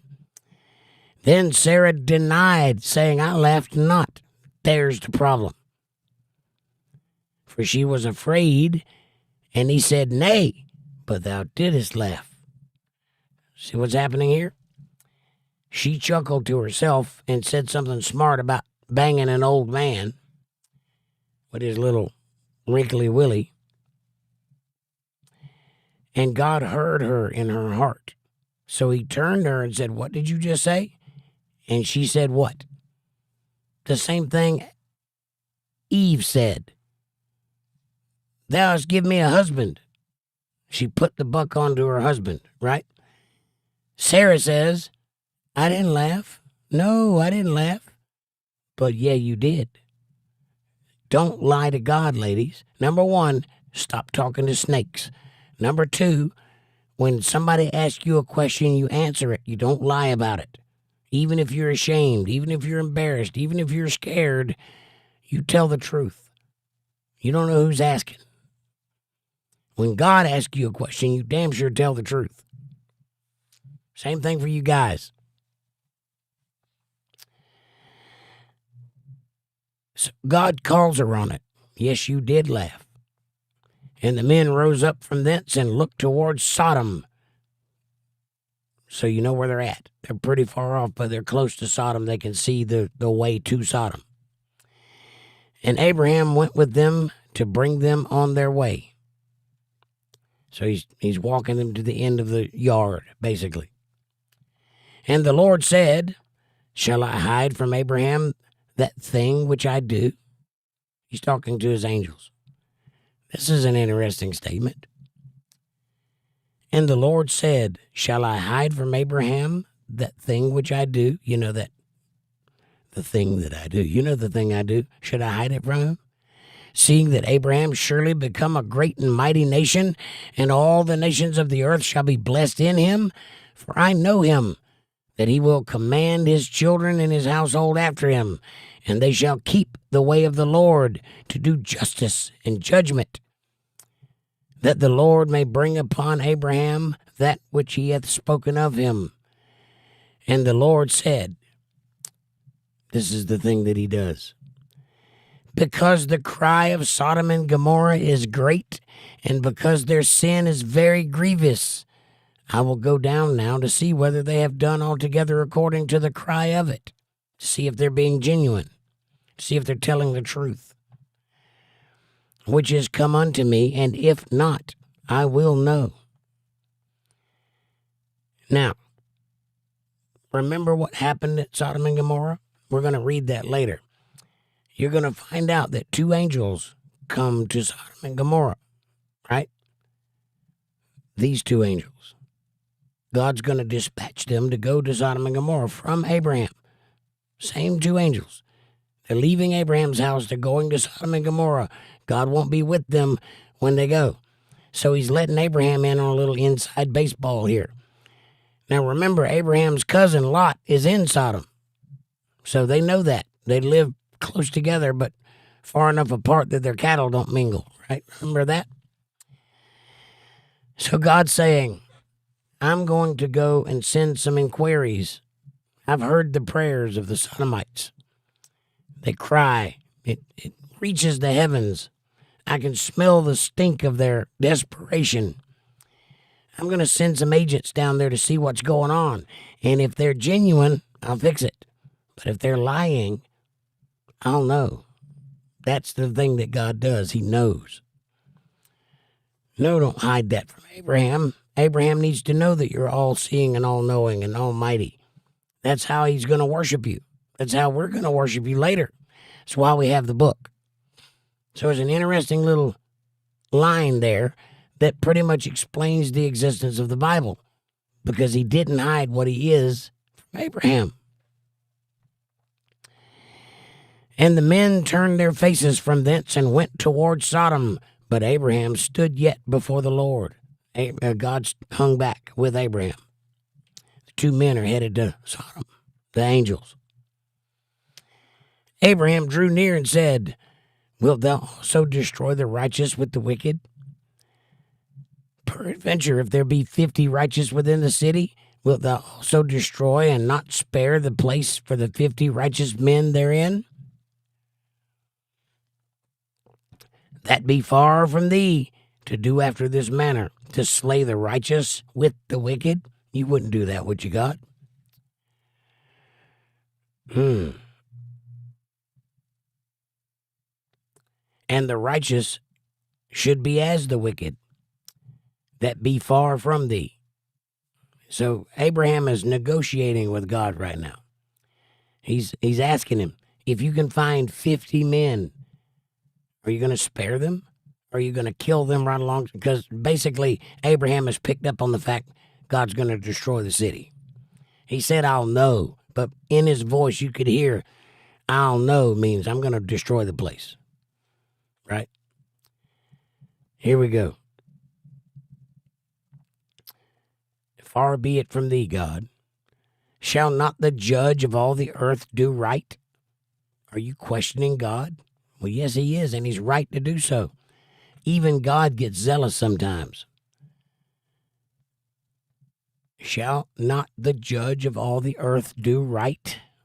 And the Lord said, all right, Abraham, if I find in Sodom 50 righteous men within the city, then I will spare all the place for their sakes. Does that make you happy? Abraham answered and said, behold now, I have taken upon me to speak unto the Lord, which am but dust and ashes. Far be it from me, O God. I'm just a man. I'm not trying to question you at all. I'm just talking to you, right? Far be it from me. Do what you're going to do, but, spare the people if you can. That's what he says. Listen to what he says next. I'm just dust and ashes. Peradventure there shall lack 5 of the 50 righteous. Wilt thou destroy? Oh, now we're 45 men? Peradventure there shall lack 5 of the 50 righteous. Wilt thou destroy all the city for the lack of 5? And he said, if I find 45, I will not destroy it. You think Abraham would be happy with that? That's good. You have negotiated twice with God. Quit while you're ahead, right? He says, place your bets, place your bets. And he spake to him yet again and said, peradventure, there shall be 40 found there. He said, I will not do it for 40's sake. Are you happy now? And Abraham says, let not the Lord be angry, and I will speak. Don't get mad. We're just talking here, dude. We're just two bros hanging out in the desert. I'm not trying to push you into anything. We're just talking. Don't get angry. I'll talk, but you got to promise not to get angry. Peradventure, there should be 30 found there. Dude. And he said, look, if I can find 30 people there, I won't destroy the place. Does that make you happy? Are you happy now? Are we done? 30 people. If I can find 30 good people in Sodom and Gomorrah, the name of the place is Sodom, dude. My work is done here. But if I find 30 Sodomites who are righteous, I'll save the whole place for you. Does that make you feel better? And he said, oh, let not the Lord be angry. I will speak yet but this once. You've been speaking this whole time, brother. Peradventure 10 shall be found here. 10. So you're going to jump from 30 to 10? What am I, running a charity here? Don't get angry. Peradventure 10 shall be found there. And he said, look, okay, if I even find 10, for 10's sake, I won't destroy it. Jesus, man, you drive a hard bargain. Isn't that going to be what you name your son? Eventually. I'm kind of cornering the market on this new slogan. Jesus, man. You like it? I can see it on a t-shirt. The Lord went his way, and soon as he had left communing with Abraham, and Abraham returned unto his place, there came 2 angels to Sodom at evening. The same 2 angels that left prior have now reached Sodom, so they're not that far away. And Lot sat in the gate of Sodom. He's outside. There's not a lot to do in Sodom because, they're out sodomizing each other. So he's hanging out at the front gate because he's not into that sort of thing. And Lot, seeing them, rose up to meet them, and he bowed himself with his face towards the ground. And he said, behold now, my lords, lowercase l, turn in, I pray you, into your servant's house, and tarry all night, and wash your feet. Twice. And ye shall rise up early and go your ways. And they said, nay, we will abide in the streets at night. We didn't come here to hang out with you, dude. We're on a business trip, and we're going to hang out in the city tonight because we're going to observe the city. Well, the thing you have to understand is Lot recognized that they were angels, or he recognized that they were serious at the very least. And Lot lives in this town, so he knows the locals. That's why he's asking these two to come into his house and tarry, because he doesn't want them to get killed, because that's what's going to happen if they stay outside when the sun goes down. They're going to get killed and raped, and not necessarily in that order.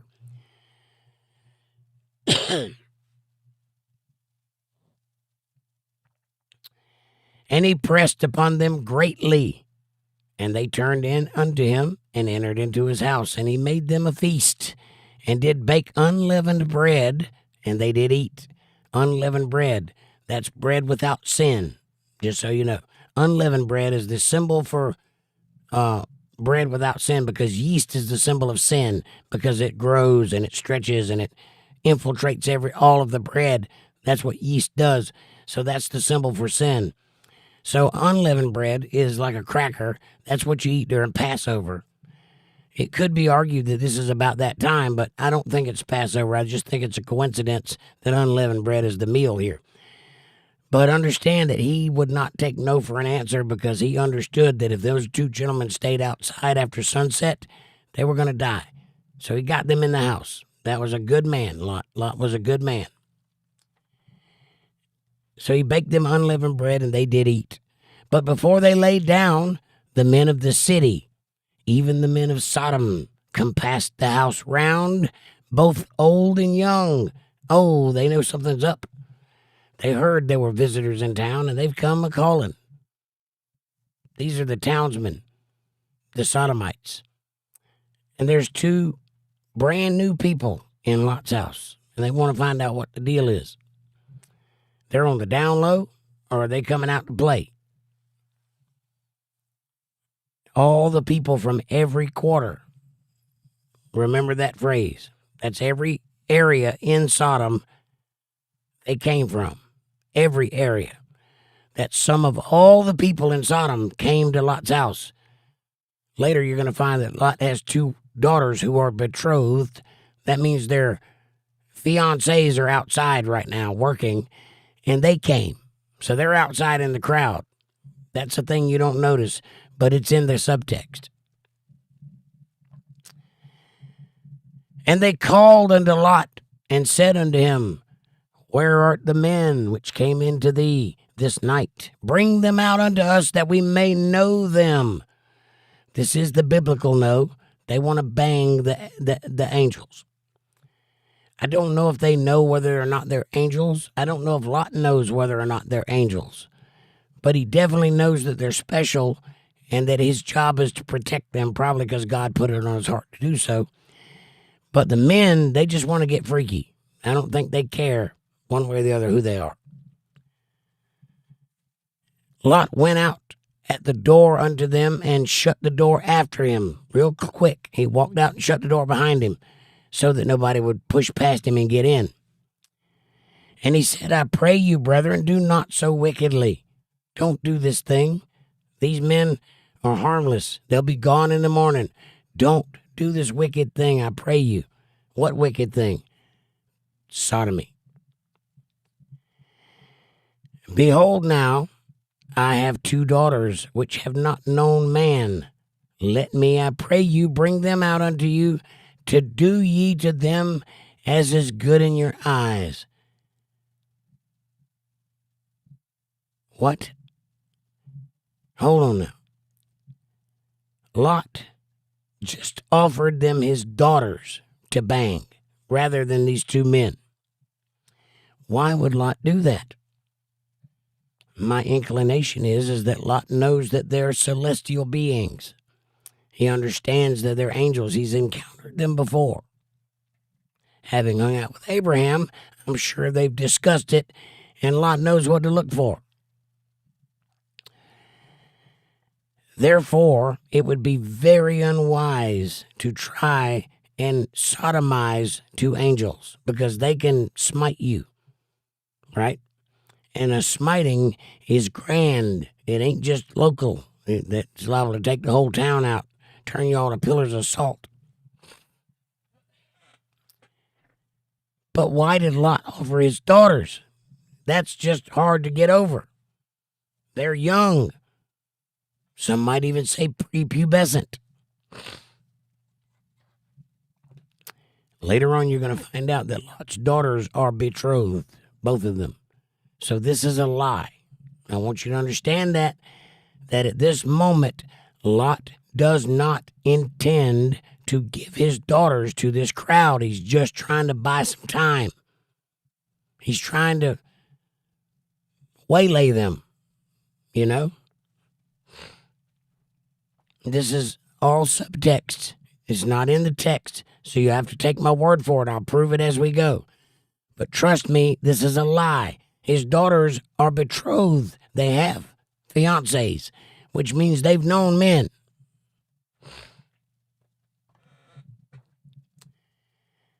All right, let me bring them out unto you and do whatever is good in your eyes. Only unto these men do nothing, these men that are in the house.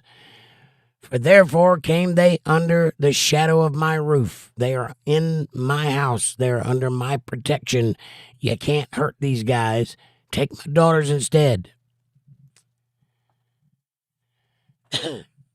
And they said, stand back. And they said again, this one fellow came in to sojourn, and he will needs be a judge. Now will we deal worse with thee than with him? And they pressed sore upon the man, even Lot, and came near to break the door.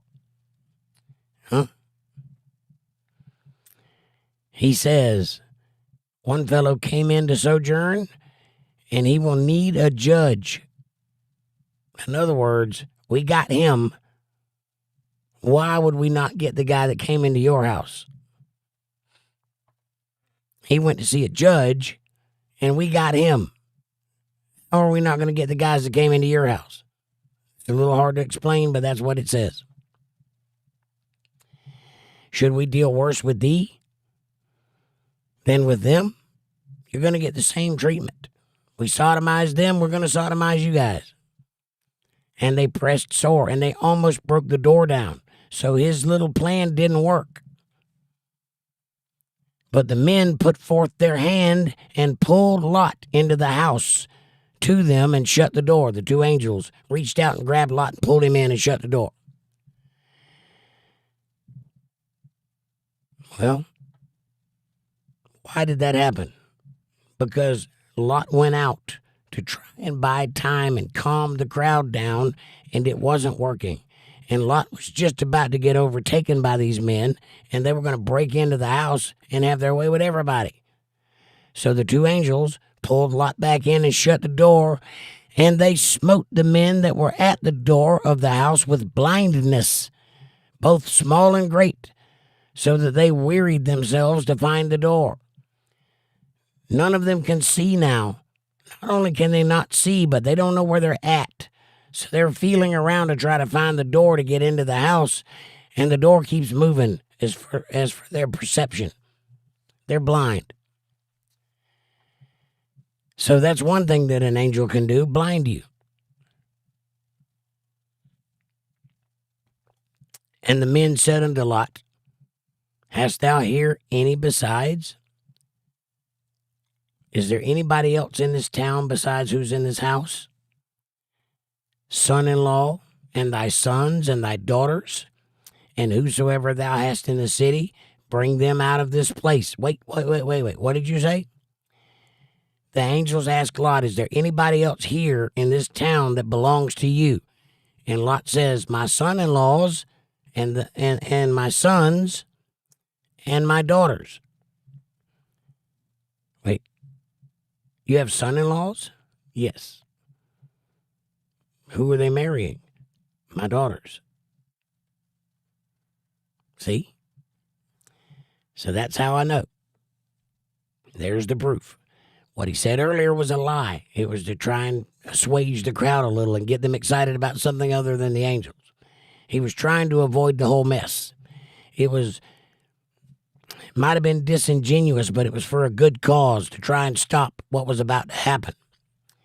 He couldn't stop it. It failed. So the angels smote them with blindness, and now he's telling them, look, we're going to get you and your people out of the city, but we came here to destroy the place, you see. You dig? There isn't by chance 10 of you here, is there? No, there's like 8. There's Lot, 2 daughters, 2 sons-in-laws, and Lot's sons. I'm guessing 2 sons. Anyway, the angel says, whatsoever thou hast in this city, bring them out of this place. For we will destroy this place, because the cry of them is waxing great before the face of the Lord, and the Lord hath sent us to destroy it. Why? Because their cries are not true. They're praying for things that they don't need, right? They're crying to God, but it's a disingenuous cry. It's a falsehood. It's a mockery to God. So God's going to destroy them. Why? Because God loathes. I'm using the word loathe. It's worse than hate, homosexuality. He didn't build you that way. It does not produce life. It does not produce anything but death. And everything you see going on in our country today, that's what it produces. That mindset produces destruction. God hates it. That's why he's going to destroy it. First time mentioned in the Bible. Sodom. Interesting, he turns them into pillars of salt, which is a cleansing agent. Just thought you might like that one. And the men's, wait a minute. And Lot went out and spake unto his son-in-law, which married his daughters, and said, remember the daughters who he said were virgins and young and fair, that he was going to send out to them? They're married. He says to his sons-in-law, who married his daughters, and said, up, get you out of this place, for the Lord will destroy this city. But he seemed as one that mocked unto his son-in-laws. You see, his son-in-laws are in the crowd of people that were trying to go in and sodomize everybody. So they're wicked too. They're bad people. They figured it. They showed themselves to Lot. By showing up with this mob, they're there. He went outside and yelled out to them, get out of here. And they think that he's mocking them. So they don't come, they don't leave. They stay. And they get destroyed. So that's what that is. And when the morning rose, then the angels hastened Lot, saying, arise, take thy wife and thy 2 daughters, which are here, lest thou be consumed in the iniquity of this city. Get them out of here. And while he lingered, the men laid hold upon his hand and said,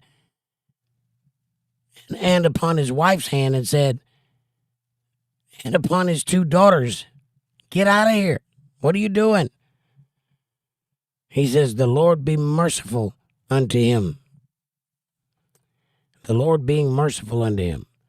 They brought him forth and set him outside the city. Why did they do that?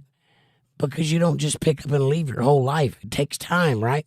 So when he said leave, well, Lot was he was agreeable. He's leaving, but he's like picking up his socks and packing up his guitar. And no.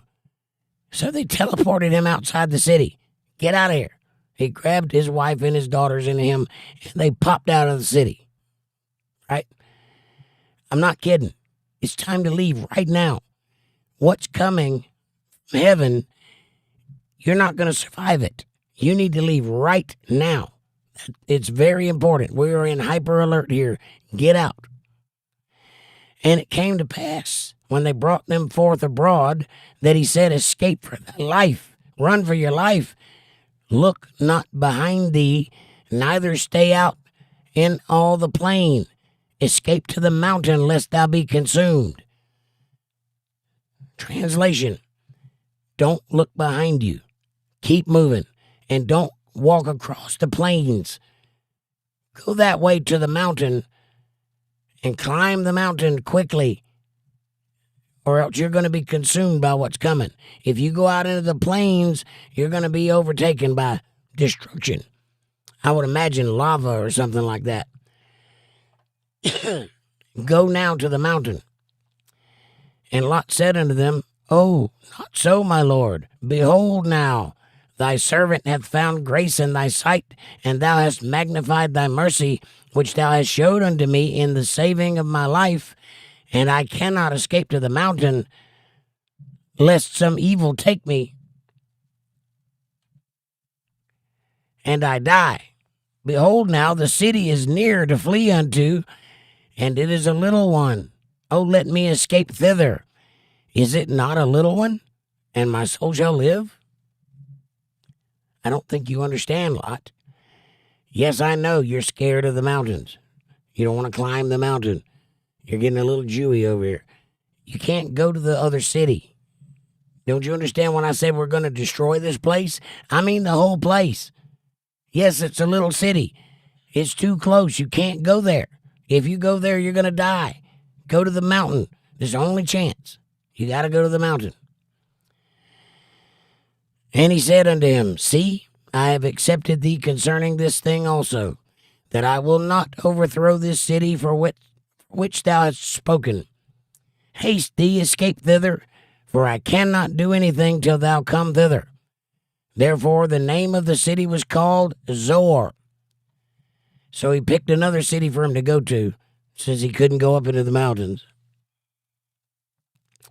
So they're doing everything they can do to accommodate Lot and his family, even though they're being a little stubborn right now.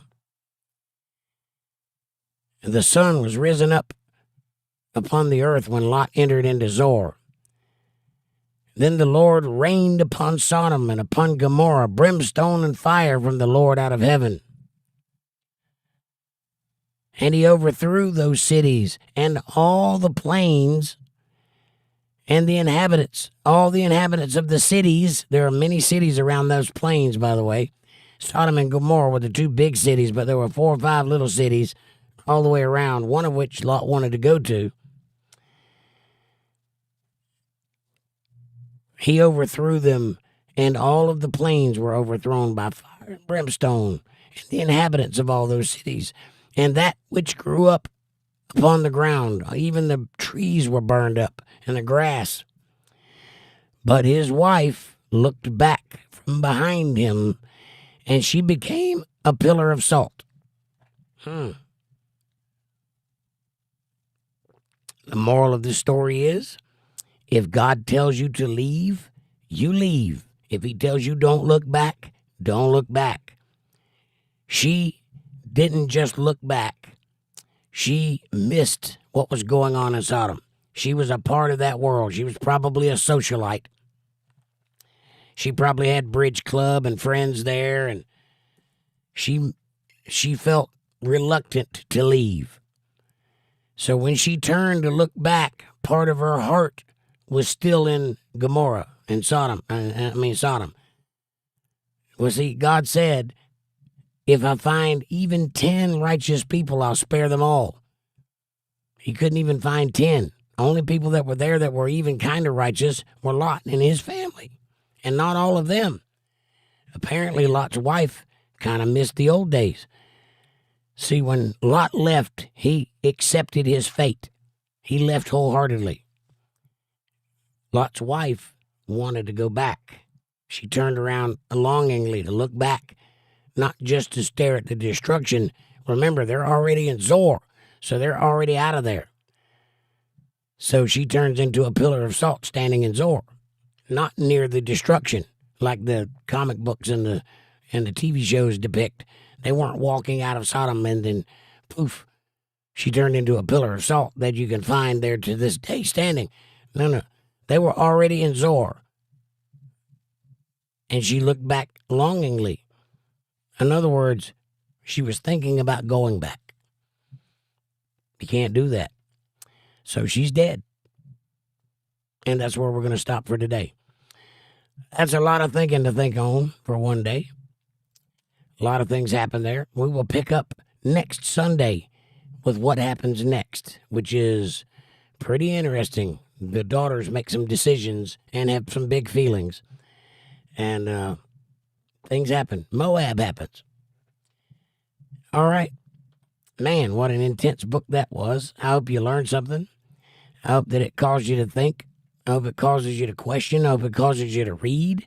Most of all, I hope it causes you to reach out with both hands to Almighty God, your Father, and ask Him to be part of your life and to explain all of these things to you and to help you understand His Word and to be what He wants you to be. I really hope you do that. While you're thinking about these things, why don't you do me a favor, please? If you can, hit that subscribe button and press the bell icon so you get notifications of when I'm going to be online. Smash that like button. It's free, it's effortless, it's right in front of you. And it really does help the channel with the algorithms. Help us get recommended to other people. Won't you do that, please? Share this video with somebody you love. Better yet, share it with somebody you don't love. Bring them into the family. Make them part of the fold. Be part of their solutions, not part of their problems. Leave a comment down below. Let me know what you're thinking about. Question me, curse me, bless me, challenge me, confront me, inform me, drink Kool-Aid. Make your own Kool-Aid as long as you're thinking critical.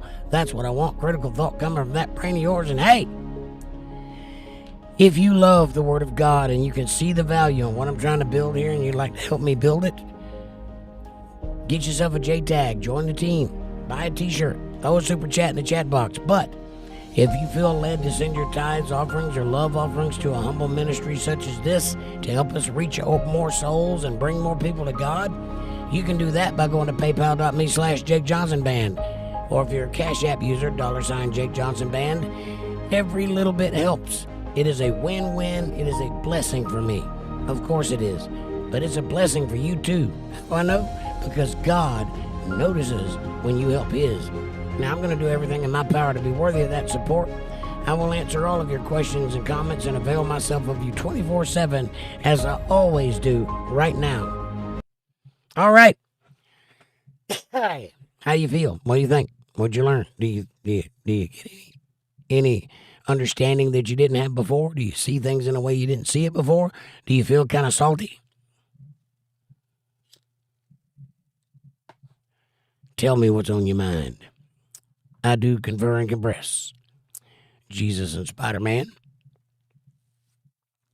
Amy says, the reason I mention Lot's daughters, because the Bible is a historical record, not that it condones their behavior, but a record of it. Correct. Naysayers use their stories to try and discredit the Bible. This is true. And they often get met with, just because the Bible says it happened doesn't mean that it says that it told them to make it happen. God doesn't condone it. It's just what happened. Yes. And there's a reason for what happens to Lot's daughters, by the way. I will explain that too when we get to it. You have to understand that they're going to end up in a cave in a mountain. And they're going to be there for quite some time. The last thing that they saw was Sodom and Gomorrah get destroyed with fire and brimstone. So for all they know, the only place left to go is Zoar, that city that they went to briefly. Now, I want you to think about this. In those days, bloodline was important, very important.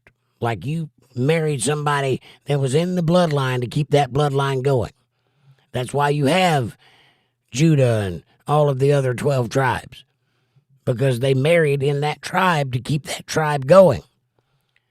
So, as far as they know, there are no men left to marry. They were all destroyed. There's only one bloodline left, and that's Daddy. There are no more men from that bloodline, as far as they know. They don't know that there's more world out there. They've probably never seen it. They probably lived incredibly sheltered lives with Lot, who was a wealthy man. They probably went to Ivy League schools and, drove their Camaros to college and whatever.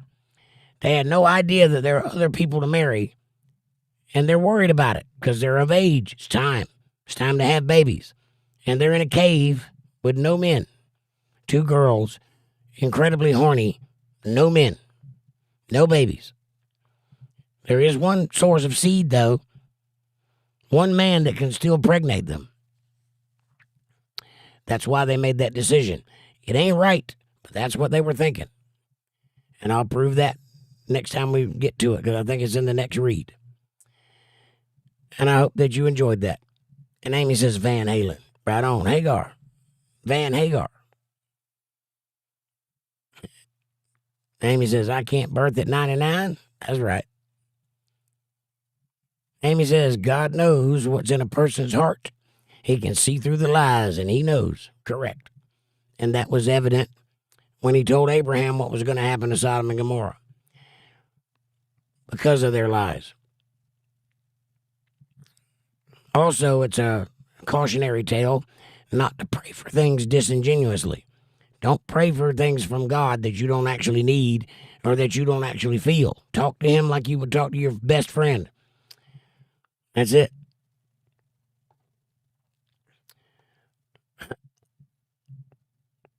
Lot's wife is never given in the Bible.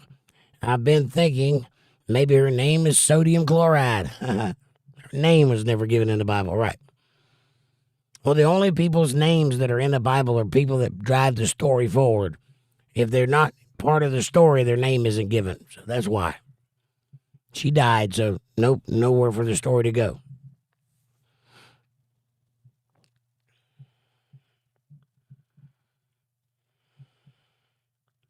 Sodium chloride, I like it. Amy says, Lot offering to sacrifice his daughters must have been a very hard decision for him. It was a ruse. It was a ruse because he didn't know what else to do but buy time. He was hoping that the angels would get busy with whatever they came to do and he could get through it without, everybody dying. But again, the two daughters were married, or betrothed at least. They might not have been married yet.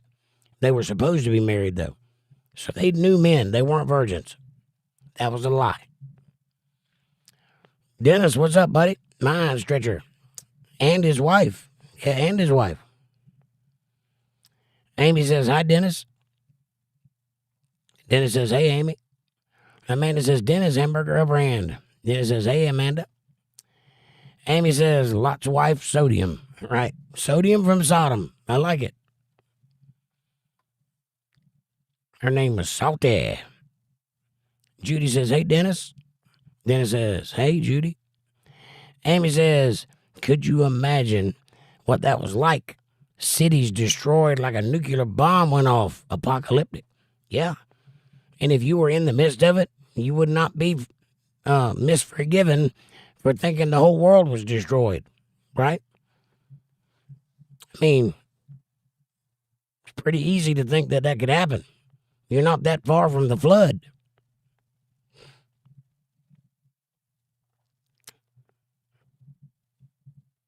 Remember, you walk everywhere you go, and there are no airplanes and there's no internet.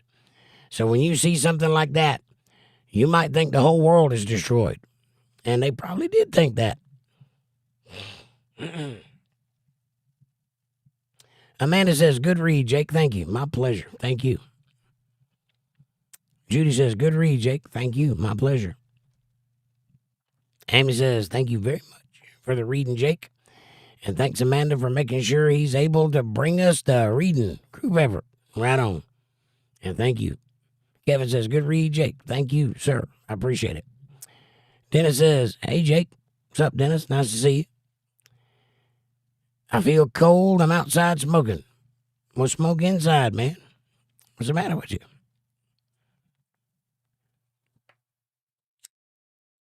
Either smoke inside or get a jacket. They make smoking jackets. You could do both. You could smoke inside a smoking jacket. You could smoke in the house wearing a smoking jacket. And when your wife says, what are you doing smoking in the house? You could say, I'm wearing a smoking jacket. Duh. See? I got you back.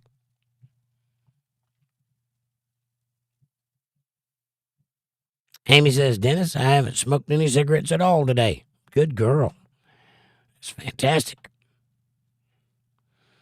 Judy says, Dennis, go inside. It's too cold outside.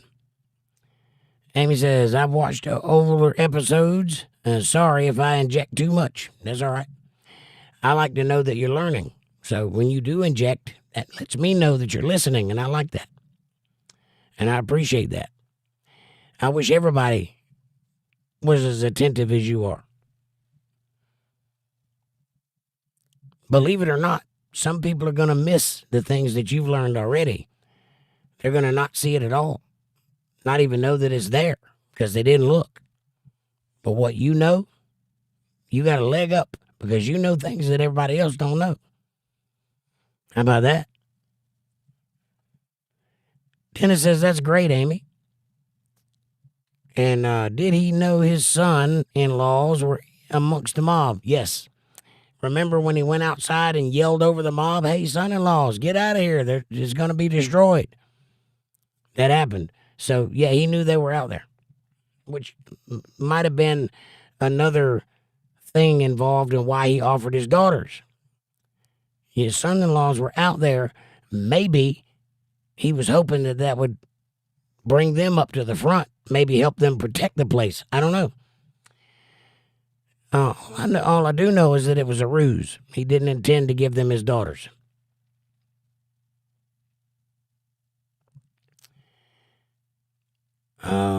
My stretcher says, I am Judy.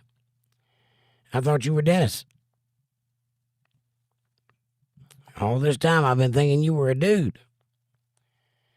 Dennis says, great read, Jake. That's why I come here.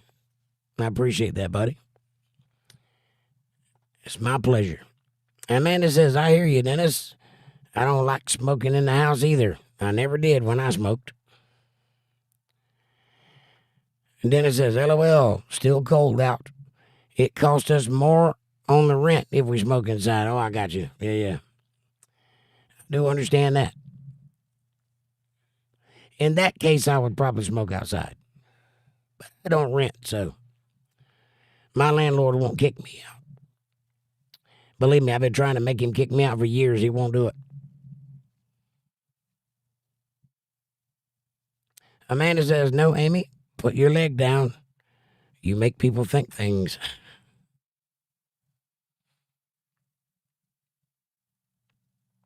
That's funny.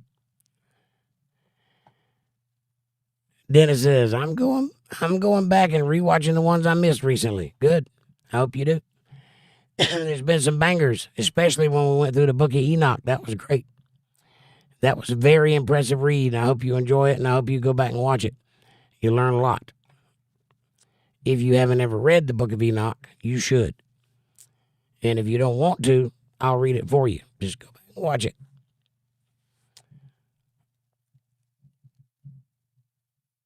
They even charged us for our dog on the rent. $650, I think, deposit. Wow. That does suck. A man ought to be able to have a dog. That don't make no sense. Wait, do you keep the dog in the house? If you keep the dog in the house, I understand that. But if you just have a yard dog, that don't make no sense. Judy says, well, that sucks, Dennis.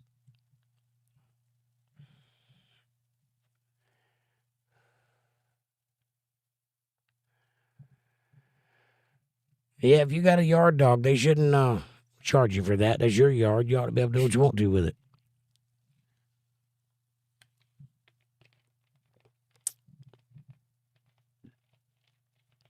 Amanda says, in Florida, you're not allowed to keep your dog outside 24/7. Well, I did for 13 years when I lived there.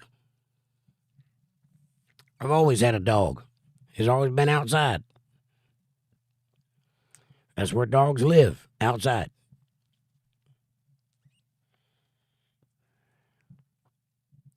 Amy says, they charge me $15 a month for my Chihuahua.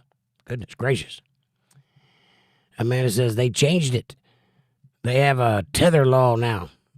Well, I mean, you should, chain your dog up at night, obviously. Or put him in their doghouse or whatever, but that's still outside. He shouldn't be running free if you live in a neighborhood or something. If you live out in the country, ain't nobody's business what your dog does. Dennis says, I was listening to a lot of Enoch. I found it very interesting, mostly about the foresight of what came after. Yeah, I found it interesting, too, because I didn't realize that Enoch foretold Revelations. A lot of what he was talking about in Revelations. So this is one of the first documents we have. I think Job is the oldest, but Enoch is right up there with the oldest. And it's talking about the latest stuff that we have, and it's in perfect harmony with it. That blew my mind a little bit.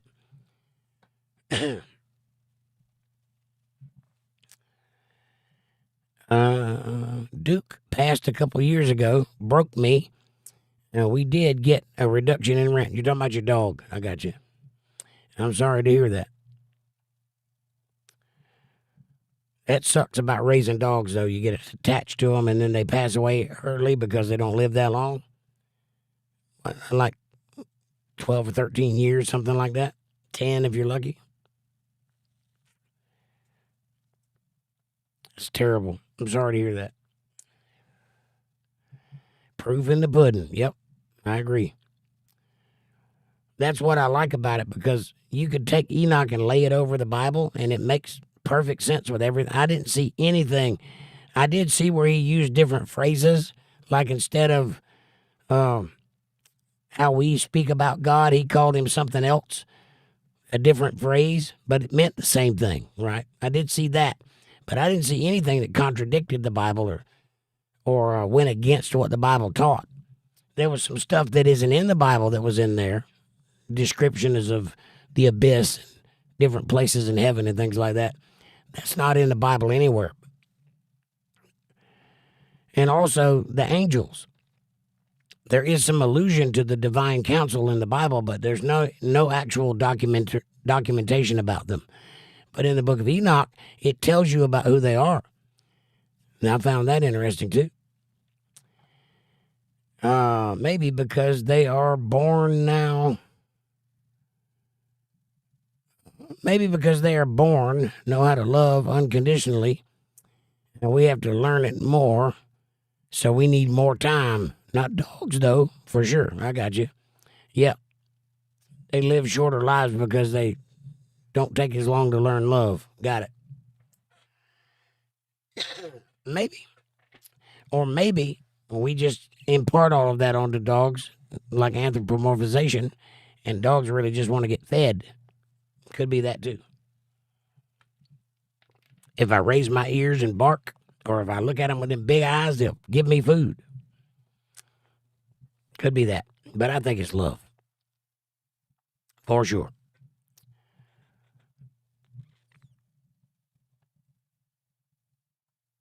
I know my little dog gets excited when I come home like he never thought he'd ever see me again. Whoa. Got that from a story from a child vet. From a child at a vet. Cool. Well, I think he's right. I think dogs love you.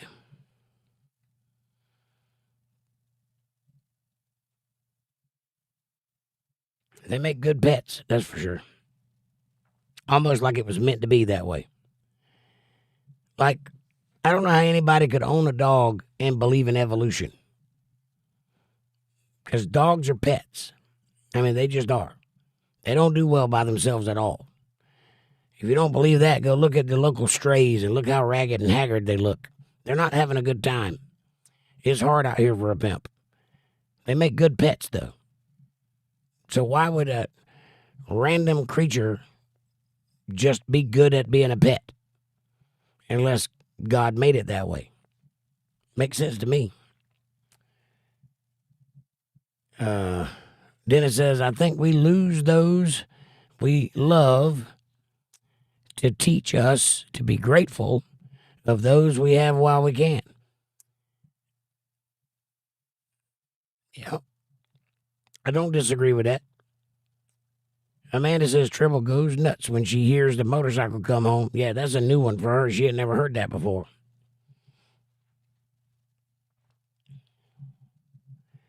First time I cranked it up, she was freaking out. I was like, are you seeing this? What is that thing?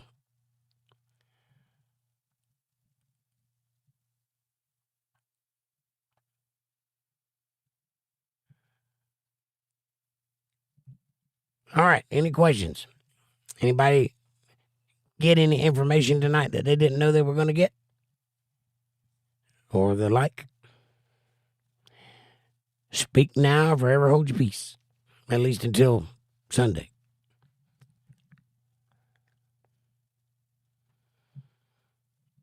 I'm going cross-eyed. It won't be long.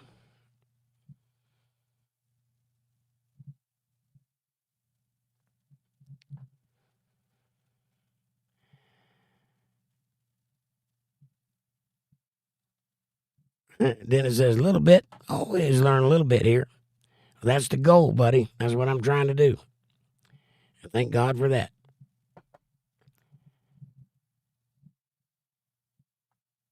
Amanda says, not all. See you Wednesday night at 8:30 p.m. Eastern Standard Time right here on Untethered Live for a chill stream. Much love, y'all.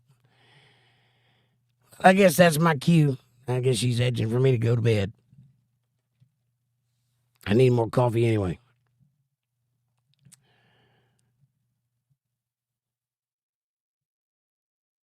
Amy, did you get your question answered about the daughters? Kevin says, was a much better night for me than last night.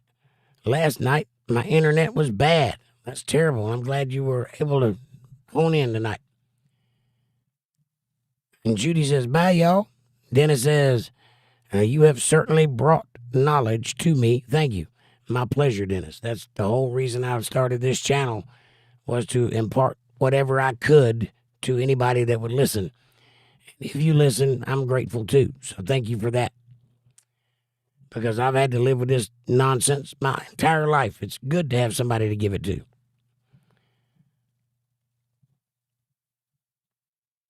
Now you live with it.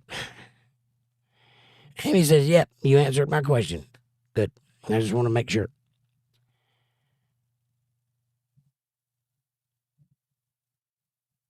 All right.